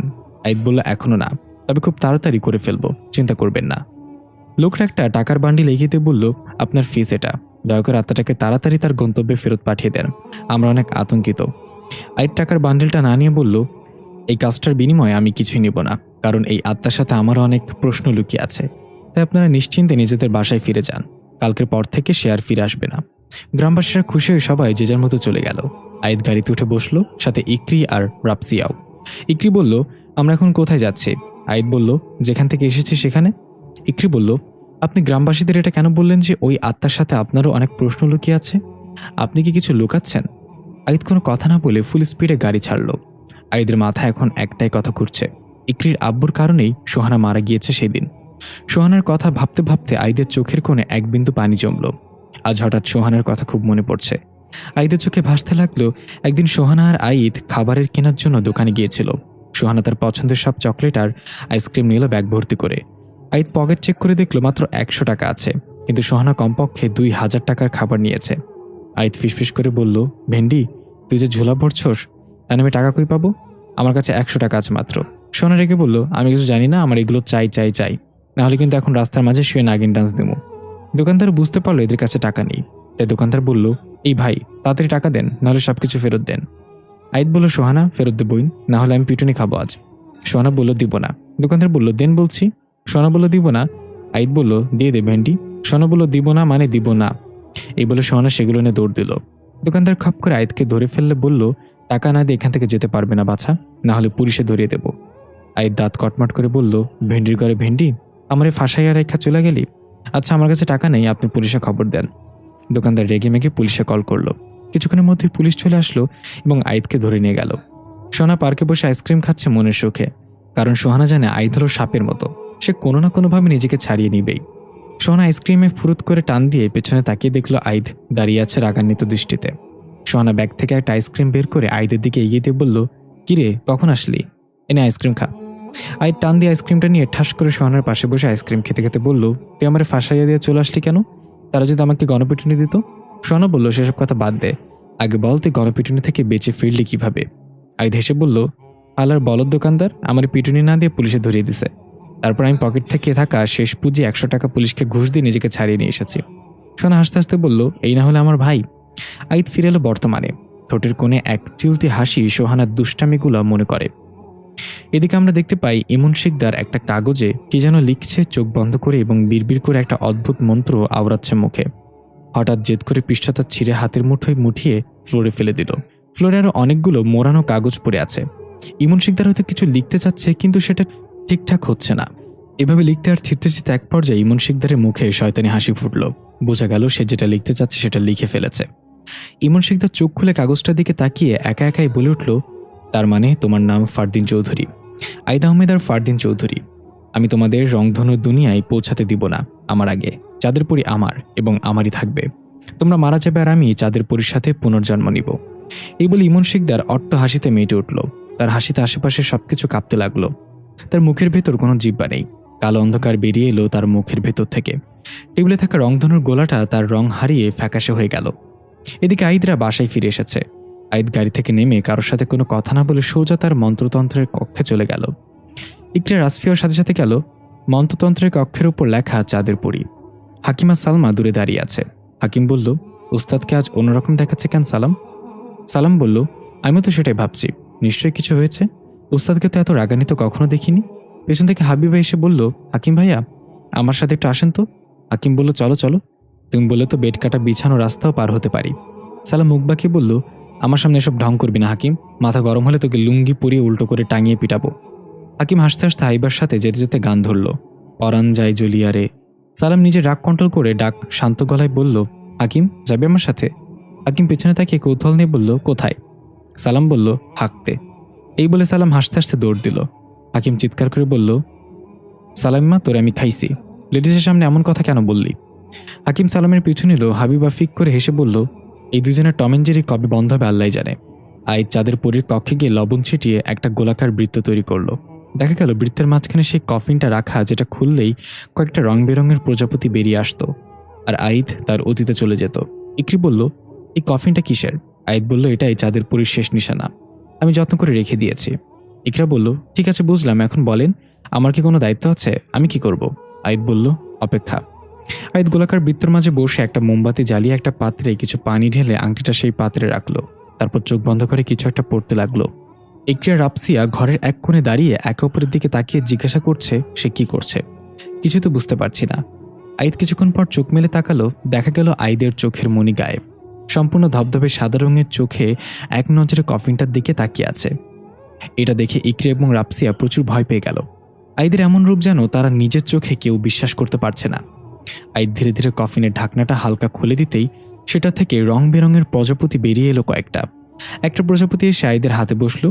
সাথে সাথে আইদ সেদিনে পৌঁছে গেল যেদিন সোহানার অ্যাক্সিডেন্ট হয়েছিল। পৌঁছানোর সাথে সাথে সোহানার অ্যাক্সিডেন্ট হলো। আইদ সেদিকে খেয়াল না করে দৌড়ে সে বাসে উঠে গেল। বাসে উঠে দেখলো মধ্যবয়স্ক একটা লোক গাড়ি ড্রাইভ করছে, কিন্তু বাসে কোনো যাত্রী নেই, একদম খালি বাস। বাসের হেল্পার চিৎকার করে বলল, তুই অ্যাক্সিডেন্ট করেছে গাড়ির সাথে ওস্তাদ, গাড়ি থামান। কিন্তু ড্রাইভার বলল, পাগল নাকি তুই, এটা পাবলিক এরিয়া, এখন এখানে দাঁড়িয়ে গাড়ি থামালে আমরা ফেসে যাব। আইদকে কেউ না দেখলেও আইদ দাঁড়িয়ে দাঁড়িয়ে এসব শুনছে। রাগে আইদের চোখে লাল হয়ে গেল, কিন্তু আইদ এখন চাইলেও কিছু করতে পারবে না দেখে যাওয়া ছাড়া। ড্রাইভার আরও জোরে বাস ভাগাচ্ছে। এখন সে ভয় পেয়ে আছে যেন পুলিশ তাকে চিহ্নিত করতে না পারে। প্রায় 1 ঘন্টা পর বাস হাইওয়ে সড়কের শুনশান এলাকা দিয়ে যাচ্ছে। বাসের হেডলাইটের আলোতে দেখতে পেলাম পিলারে লেখা যশোর 0 কিলোমিটার। তার মানে এখন যশোরে আছে সে। ওই আত্মার সাথে যা হয়েছে এখানেও হবে হয়তো। বলতে না বলতে বাসের সাথে একটা মোটরসাইকেল আরোহীর গুরুতর অ্যাক্সিডেন্ট হলো। যেহেতু এটা শুনশান এলাকা তাই এবার সে বাস থামালো। বাস থেকে হেল্পার এসে নেমে দেখলো মোটরসাইকেল আরোহী স্পট ডেড। তার গায়ে ছিল তখন নীল রঙের একটা শার্ট। তার মাথা একদম থেতলে গেছে। ড্রাইভার এবং হেল্পার মিলে লাশটাকে জঙ্গলে নিয়ে গেল। আইদ তাদের পিছু করতে করতে সেই জায়গায় গিয়ে পৌঁছালো যেখানে ইকরির বাবার কঙ্কাল পেয়েছিল তারা। তার মানে এখানে তারা এই লাশ এখানে পুঁতে ফেলবে। যেমন বলা তেমনই কাজ। হেল্পার গিয়ে বাস থেকে কোদাল নিয়ে এলো এবং দুজন মিলে লোকটার লাশ পুঁতে ফেললো সেখানে। কাজ শেষ করে তারা তাড়াতাড়ি করে বাসে ফিরে গেল এবং দ্রুত গতিতে বাস ছেড়ে চলে গেল। আইদ এখানে সেখানে দাঁড়িয়ে আছে। আইদ ভাবছে তারা তো লাশ পুঁতে রেখে চলে গেল, তাহলে ইকরির আব্বু মানে ড্রাইভার মারা গেল কিভাবে? তখন আইদ পেছনে কারোর খচখচ শব্দ পেল। কেউ শুকনো পাতার উপর দাঁড়িয়ে পা নাড়াচ্ছে। আইদ এক ঝটকায় পেছনে তাকিয়ে দেখলো তার আত্মা দাঁড়িয়ে আছে যাকে মাত্রই পুঁতে ফেলে রেখে গেছে। শাহিদকে বলল, তুমি ভবিষ্যৎ থেকে অতীতে এসেছো তাই না? আইদ বলল, হ্যাঁ, আমি জানতে এসেছিলাম আপনার সাথে কি হয়েছে এবং জেনেও গিয়েছি, কিন্তু আমি জানতে চাই ওই ড্রাইভার কিভাবে মারা গেল। সে বলল, আমি নিজে হাতে মেরেছি। আমার মৃত্যুর জন্য আমার বিন্দুমাত্র আফসোস ছিল না। আমি কোনো প্রতিশোধ নিতে চাইনি। আমি তাকে বারবার স্বপ্ন দেখেছিলাম যেন আমাকে জানাজা দিয়ে ঠিকঠাক মতো দাফন করা হয়, কিন্তু সে আমার দেখানো স্বপ্ন আমলে নেয়নি কখনো। তারপর সে একদিন এখানে আসে, কারণ এটা তার গ্রামের বাড়ি। তার বাবা মা এখানেই থাকে। তাকে দেখতে পেয়ে আমার মাঝে পুষে রাখা রাগ জেগে উঠল। সুযোগ বুঝে আমি তাকে খুব যন্ত্রণাদায়ক মৃত্যু দেই। আর তারপর আমার মাঝে একটা পশু জেগে ওঠে। মানুষ মারতে ভালো লাগে, তাই আমি সুযোগ পেলেই গ্রামের কাউকে না কাউকে মেরে ফেলি। তাকে মারার পর আমি তার মেয়েকে স্বপ্ন দেখানো শুরু করলাম, কিন্তু সে আমার স্বপ্ন আমলে নেয়নি। আমি তাকেও মেরে ফেলতাম, কিন্তু তাকে মারা সম্ভব না, কারণ তাকে রক্ষা করছে স্বয়ং চাঁদের পরী। সবকিছু শুনে আইদের কাছে এখন সব ক্লিয়ার হয়ে গেল। আইদ বলল, আপনি আর কাউকে মারবেন না, আমি নিজে আপনার জানাজার ব্যবস্থা করব, কথা দিলাম আপনাকে।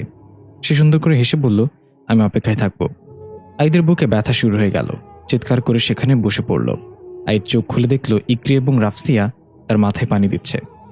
আইদকে হুঁশে আসতে দেখে ইকরি অনেক খুশি হয়ে গেল, কিন্তু আইদ কিভাবে বলবে ইকরির আব্বুই সোহানার মৃত্যুর কারণ। ইকরি বলল, কি হয়েছে, আপনি অতীতে গিয়ে কি দেখলেন? আইদ উঠে গিয়ে ফ্রিজ থেকে ঠান্ডা পানির বোতল বের করে ঢকঢক করে পানি গিলে নিল কিছু। তারপর শান্ত গলায় বলল, আপনার বাবা একজন খুনি, সেদিন সে দুইটা তাজা প্রাণ কেড়ে নিয়েছে। ইকরি এটা শুনে অবাক হয়ে গেল যে তার আব্বা একজন খুনি। আইদ সবকিছু খুলে বলল ইকরিকে, সোহানার মৃত্যুর জন্য ইকরির আব্বু দায়ী। এটা শুনে ইকরি আর নিজেকে নিয়ন্ত্রণ করতে পারল না, কান্না করতে করতে সেখান থেকে বেরিয়ে গেল। রাফসি ইকরির পেছন পেছন গেল। আইদ একটা দীর্ঘশ্বাস ছেড়ে উঠে বের হলো রুম থেকে। এখন কি করব? ইকরিকে তো আমার দরকার, ইকরি ছাড়া চাঁদের পরীকে ফিরে আনা সম্ভব না। আইদ অনেক ভেবেচিন্তে ইকরির কাছে গেল। ইকরি এখনও কান্না করছে। আইদকে শান্ত গলায় বলল, যা হওয়ার তা হয়ে গেছে, আপনার আব্বু পাপের জন্য আপনাকে শাস্তি দেওয়া কোনোভাবেই মানায় না। যদিও আপনার আব্বু অ্যাক্সিডেন্টগুলো নিজের ইচ্ছাতে করেনি, কিন্তু সে অ্যাক্সিডেন্ট করার পর যেটা করেছে সেটা গুরুতর অপরাধ। এখন সবকিছু ঠিক করার সময়। আপনি আর রাফসিয়া যশোরে যাবেন এখন। সেখানে গিয়ে আপনার দাদা বাড়ির লোকজনকে বুঝিয়ে শুনিয়ে সেই লোকটার লাশ উঠিয়ে ঠিকঠাক মতো জানাজা পড়িয়ে দিবেন। তারপর একটা কবরস্থানে তাকে দাফন করে দিবেন। এটা এখন আপনার দায়িত্ব। ইকরি কাঁদো কাঁদো গলায় বলল, আপনি কেন আসছেন না আমাদের সাথে? আপনি কি আমার উপর রাগ করে আছেন? আমার তো কোনো দোষ নেই, তবুও যদি আপনি আমাকে শাস্তি দিতে চান তাহলে আমি মাথা পেতে নিব। আমার আব্বুর জন্য আপনি আমার কলিজার টুকরাকে হারিয়ে ফেলেছেন। আইদ একটু হেসে বলল, কাউকে শাস্তি দিয়ে যদি আমার বোনকে আমি ফিরে পেতাম তাহলে দরকার হলে পুরো দুনিয়া জ্বালিয়ে দিতাম আমার বোনকে ফিরে আনার জন্য, কিন্তু ও তো আর ফিরে আসবে না। আপনি যান, আপনার কাজ শেষ করে আসেন, আমি আপনার অপেক্ষায় থাকব। ইকরি এবং রাফসিয়া চলে গেল যশোরের উদ্দেশ্যে। আইদ তাদের চলে যাওয়ার দিকে তাকিয়ে আছে। চেয়ারে বসে আইদ চোখ বন্ধ করে ভাবতে লাগলো সোহানার দুষ্টামিগুলো। একবার সোহানার আইদ কোথাও যাওয়ার সময় দেখলো একটা বাড়িতে সাইনবোর্ড টাঙানো, সেখানে লেখা বাড়িটা বিক্রি করা হবে। সোহানা দৌড়ে গিয়ে ব্যাগ থেকে একটা কলম বের করে ওই লেখার নিচে লিখে দিল, ঠিক আছে, বিক্রি করে দেন। এটা দেখে আইদ সোহানার কান ধরে বলল, তোর কি শয়তানে আওলায়, তুই কি বড় হবি না কোনো দিন? তোর কি বিয়ার সাথে দিব না? সোহানা বলল, আইদ দা কানসার বলছি, আমি বড় না হলে তোর কি, আমি তো ছোট্টই থাকতে চাই। আমি তো সৃষ্টিকর্তার কাছে এটাই চাই সবসময় যে বড় হওয়ার আগেই যেন মরে যাই, বড় হলেই তুই আমাকে বিদায় দেওয়ার জন্য উঠে পড়ে লাগবি। আইদের ঘোর ভাঙল, তার চোখের দুকোণে দুফোঁটা পানি জমেছে। চোখ মুছে সালাম এবং হাকিমকে ডাকলো। সাথে সাথে তারা দুজন এসে হাজির হয়ে বলল, লাভবাহিক ওস্তাদ। আইদ বলল, সালাম, তোকে আমি যে কাজটা দিয়েছিলাম সেটা কদ্দূর এগোলো? ইমন শিকদার কোথায় আছে জানতে পেরেছিস? সালাম বলল, সে কোথায় আছে সেটা জানতে পারিনি ওস্তাদ, কিন্তু তার কিছু ইনফরমেশন কালেক্ট করেছি আমি। সে কোনো জীবিত মানুষ না, সে একটা আত্মা। এটা শুনে আইদ অবাক হয়ে জিজ্ঞাসা করলো, আত্মা মানে? তাহলে আমি সেটা বুঝতে পারলাম না কেন, তুই কি শিওর এ ব্যাপারে? সালাম বলল, হ্যাঁ ওস্তাদ, আমি শিওর। লাইব্রেরির পুরাতন স্টাফদের লিস্ট থেকে জানতে পেরেছি সে আরও প্রায় 125 বছর আগে লাইব্রেরিতে কাজ করত। আর সিসিটিভি ফুটেজ চেক করে দেখেছি সেখানে সেদিন শুধু আপনি ছিলেন, ইমন শিকদারের কোনো ফুটেজ নেই। আইদ একটু ভেবে বলল, তাহলে এই ব্যাপার, সে এমন কোন আত্মা যে আমাকে পর্যন্ত ধোঁকা দিয়ে ফেলল? যেভাবেই হোক তাকে খুঁজে বের করতে হবে। হাকিম বলল, ওস্তাদ, আপনি যাইলাম পদ্ধতি ব্যবহার করে দেখতে পারেন, যদিও এটাতে রিস্ক আছে, তবে সফল হলে আপনি ইমন শিকদার সম্পর্কে কিছুটা হলেও তথ্য পেতে পারেন। আইদ অবাক হয়ে বলল, তাই তো, আমি তো এটা ভেবে দেখিনি। বা হাকিম, তুই তো দিন দিন বুদ্ধিমান হয়ে যাচ্ছিস, প্রেমে টেমে পড়েছিস নাকি? সালাম ঠাস করে উঠল, হ্যাঁ ওস্তাদ, ওই মেয়েটার আত্মার সাথে হাকিমের চক্কর চলতেছে। হাকিম বলল, ফালতু কথা বলবি না সালাম, মেয়েটা অনেক ভালো, তাকে বোনের মতো দেখি। আইদ বলল, বোনের মতো দেখোস তাই না? হাকিম বলল, হ্যাঁ ওস্তাদ, তবে সেটা সালামের বোন হবে। সালাম বলল, আচ্ছা দুলা ভাই, তাহলে চলেন, আমাকে চকলেট কিনে দিবেন। হাকিম বলল, কোন ফ্লেভারের চকলেট লাগবে বল। সালাম রেগে বলল, হারামজাদা, আমি খাওয়ার চকলেটের কথা বলছি। আইদ ধমক দিয়ে বলল, গাধার বাচ্চাগুলো এখান থেকে যা বলছি, না হলে চকলেট তোদের। সালাম বলল, হাকিম চল এখান থেকে, ওস্তাদ মারপিটের মুডে চলে আসছে। এই বলে সালাম আর হাকিম ফুরুত করে চলে গেল। আইদ বসা থেকে উঠে চাঁদের পুরীতে চলে গেল জাইলাম পদ্ধতি শুরু করার জন্য। জাইলাম পদ্ধতি হচ্ছে কোনো আত্মার নাম লিখে সেই কাগজটা মন্ত্রপুত পানিতে ভিজিয়ে খেয়ে ফেলতে হবে, তাহলে সেই আত্মার কিছু অতীত চোখের সামনে ভেসে উঠবে। তবে আত্মা যদি টের পেয়ে যায় তার অতীতে কেউ প্রবেশ করেছে, তাহলে সেখান থেকে ফিরে আসা অনেক কঠিন হয়ে যাবে, এমনকি আর কখনো বর্তমানে ফিরে নাও আসতে পারে। আইদ একটা কাগজে ইমন শিকদারের নামটা লিখলো আরবিতে। তারপর একটা পিতলের ছোট কলসি থেকে একটা পাত্রে কিছু পানি নিল। এটা মন্ত্রপুত পানি। আইদ আসন পেতে বসলো ফ্লোরের মাঝখানে। একটু ভয় লাগছে যদি ইমন শিকদার টের পেয়ে যায় তাহলে আইদ অতীতে আটকে যাবে সারা জীবনের জন্য। নিজেকে শান্ত করে সাহস সঞ্চর করে আইদ প্রস্তুত হলো জাইলাম করার জন্য। আইদ চোখ বন্ধ করে সে কাগজটা পাত্রের পানিতে ভিজিয়ে রাখলো। কিছুক্ষণ পর কাগজে থাকা নামটা পানিতে মিশে গেল এবং পানিটা গরম হয়ে টকবক করতে লাগলো। আইদ গরম পানি থেকে কাগজটা বের করে এনে নিজের মুখে পুরে দিয়ে এবং চিবিয়ে কাগজটা খেয়ে নিল। সাথে সাথে আইদের চোখের মনি গায়েব হয়ে গেল। আইদ সামনে রাখা মন্ত্রপুত পানির পাত্রের দিকে তাকালো। দেখা গেল সেখানে ইমন শিকদারের কিছু দৃশ্য ভেসে উঠছে। ইমন শিকদারের যৌবনের বয়স এটা। সে একটা ফুল হাতে নিয়ে বাস স্ট্যান্ডে দাঁড়িয়ে আছে। হয়তো কারোর জন্য অপেক্ষা করছে সে। আর অনেকেই বাসের অপেক্ষায় আছে। ইমন শিকদার বারবার হাতে থাকা পুরনো মডেলের ক্যাসিও ঘড়িটার দিকে তাকাচ্ছে। তখন একটা বাস এসে থামলো। বাসে ওঠার জন্য সবাই ধাক্কাধাক্কি শুরু করলো। ইমন শিকদার অনেক ঠেলাঠেলি করে বাসে উঠতে সক্ষম হলো, কিন্তু কোনো সিট পেল না। উপরে থাকা হাতল ধরে দাঁড়িয়ে তার একটু সামনে সিটে বসা একটা মেয়ের দিকে তাকাচ্ছে বারবার। মেয়েটাও ঘাড় ঘুরে কিছুক্ষণ পর পর ইমন শিকদারের দিকে তাকিয়ে মুচকে মুচকে হাসছে। দেখে বোঝা যাচ্ছে এরা প্রেমিক যুগল। ইমন শিকদার ফুলটা হাতে নিয়ে এগিয়ে দিল মেয়েটার ইশারায়। নিষেধ করে দেখালো পাশে আম্মু বসে আছে। ইমন শিকদার দাঁতে দাঁত কামড়ে ফিসফিস করে বলল, বিশ্বযুদ্ধ করে বাসে উঠে যদি ফুলটা নাই দিতে পারি তাহলে আমি বাস থেকে লাফ দিয়ে মরে যাব।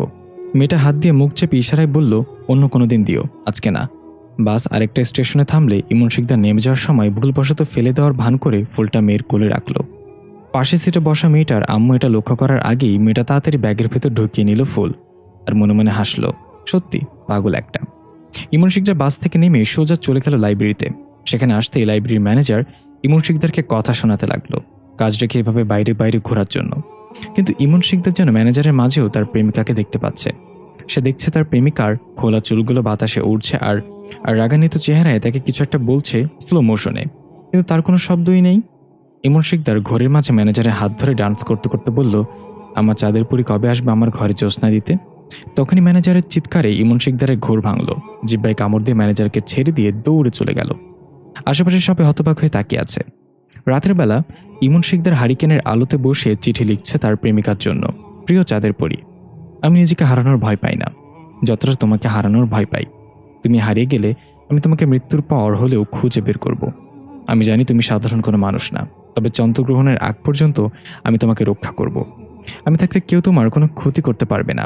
তুমি হবে প্রথম চাঁদের পরি যে চন্দ্রগ্রহণ পর্যন্ত বেঁচে থেকে সম্পূর্ণরূপে মানুষে রূপান্তরিত হবে। সেই দিন আর বেশি দূরে না। ইতি, তোমার ইমন শিকদার। চিঠি লেখা শেষ করে ইমন শিকদার অদ্ভুত একটা হাসি দিয়ে ওপরের দিকে তাকিয়ে বলল, কি ব্যাপার আইদ আহমেদ, আমার অতীতে প্রবেশ করেছ অথচ আমার অনুমতি নাওনি? Very bad. এই বলে ইমন শিকদার একটা কাগজে আইদের নাম লিখে সেটা হাতের মুঠোয় মুড়িয়ে চেপে ধরল। বর্তমান সমাজে আইদের পেটে প্রচণ্ড ব্যথা শুরু হয়ে গেল। আইদ নিঃশ্বাস নিতে পারছে না। অতীতের ইমন শিকদার জোরে জোরে হাসছে আর বলছে, চাঁদের পরি শুধু আমার।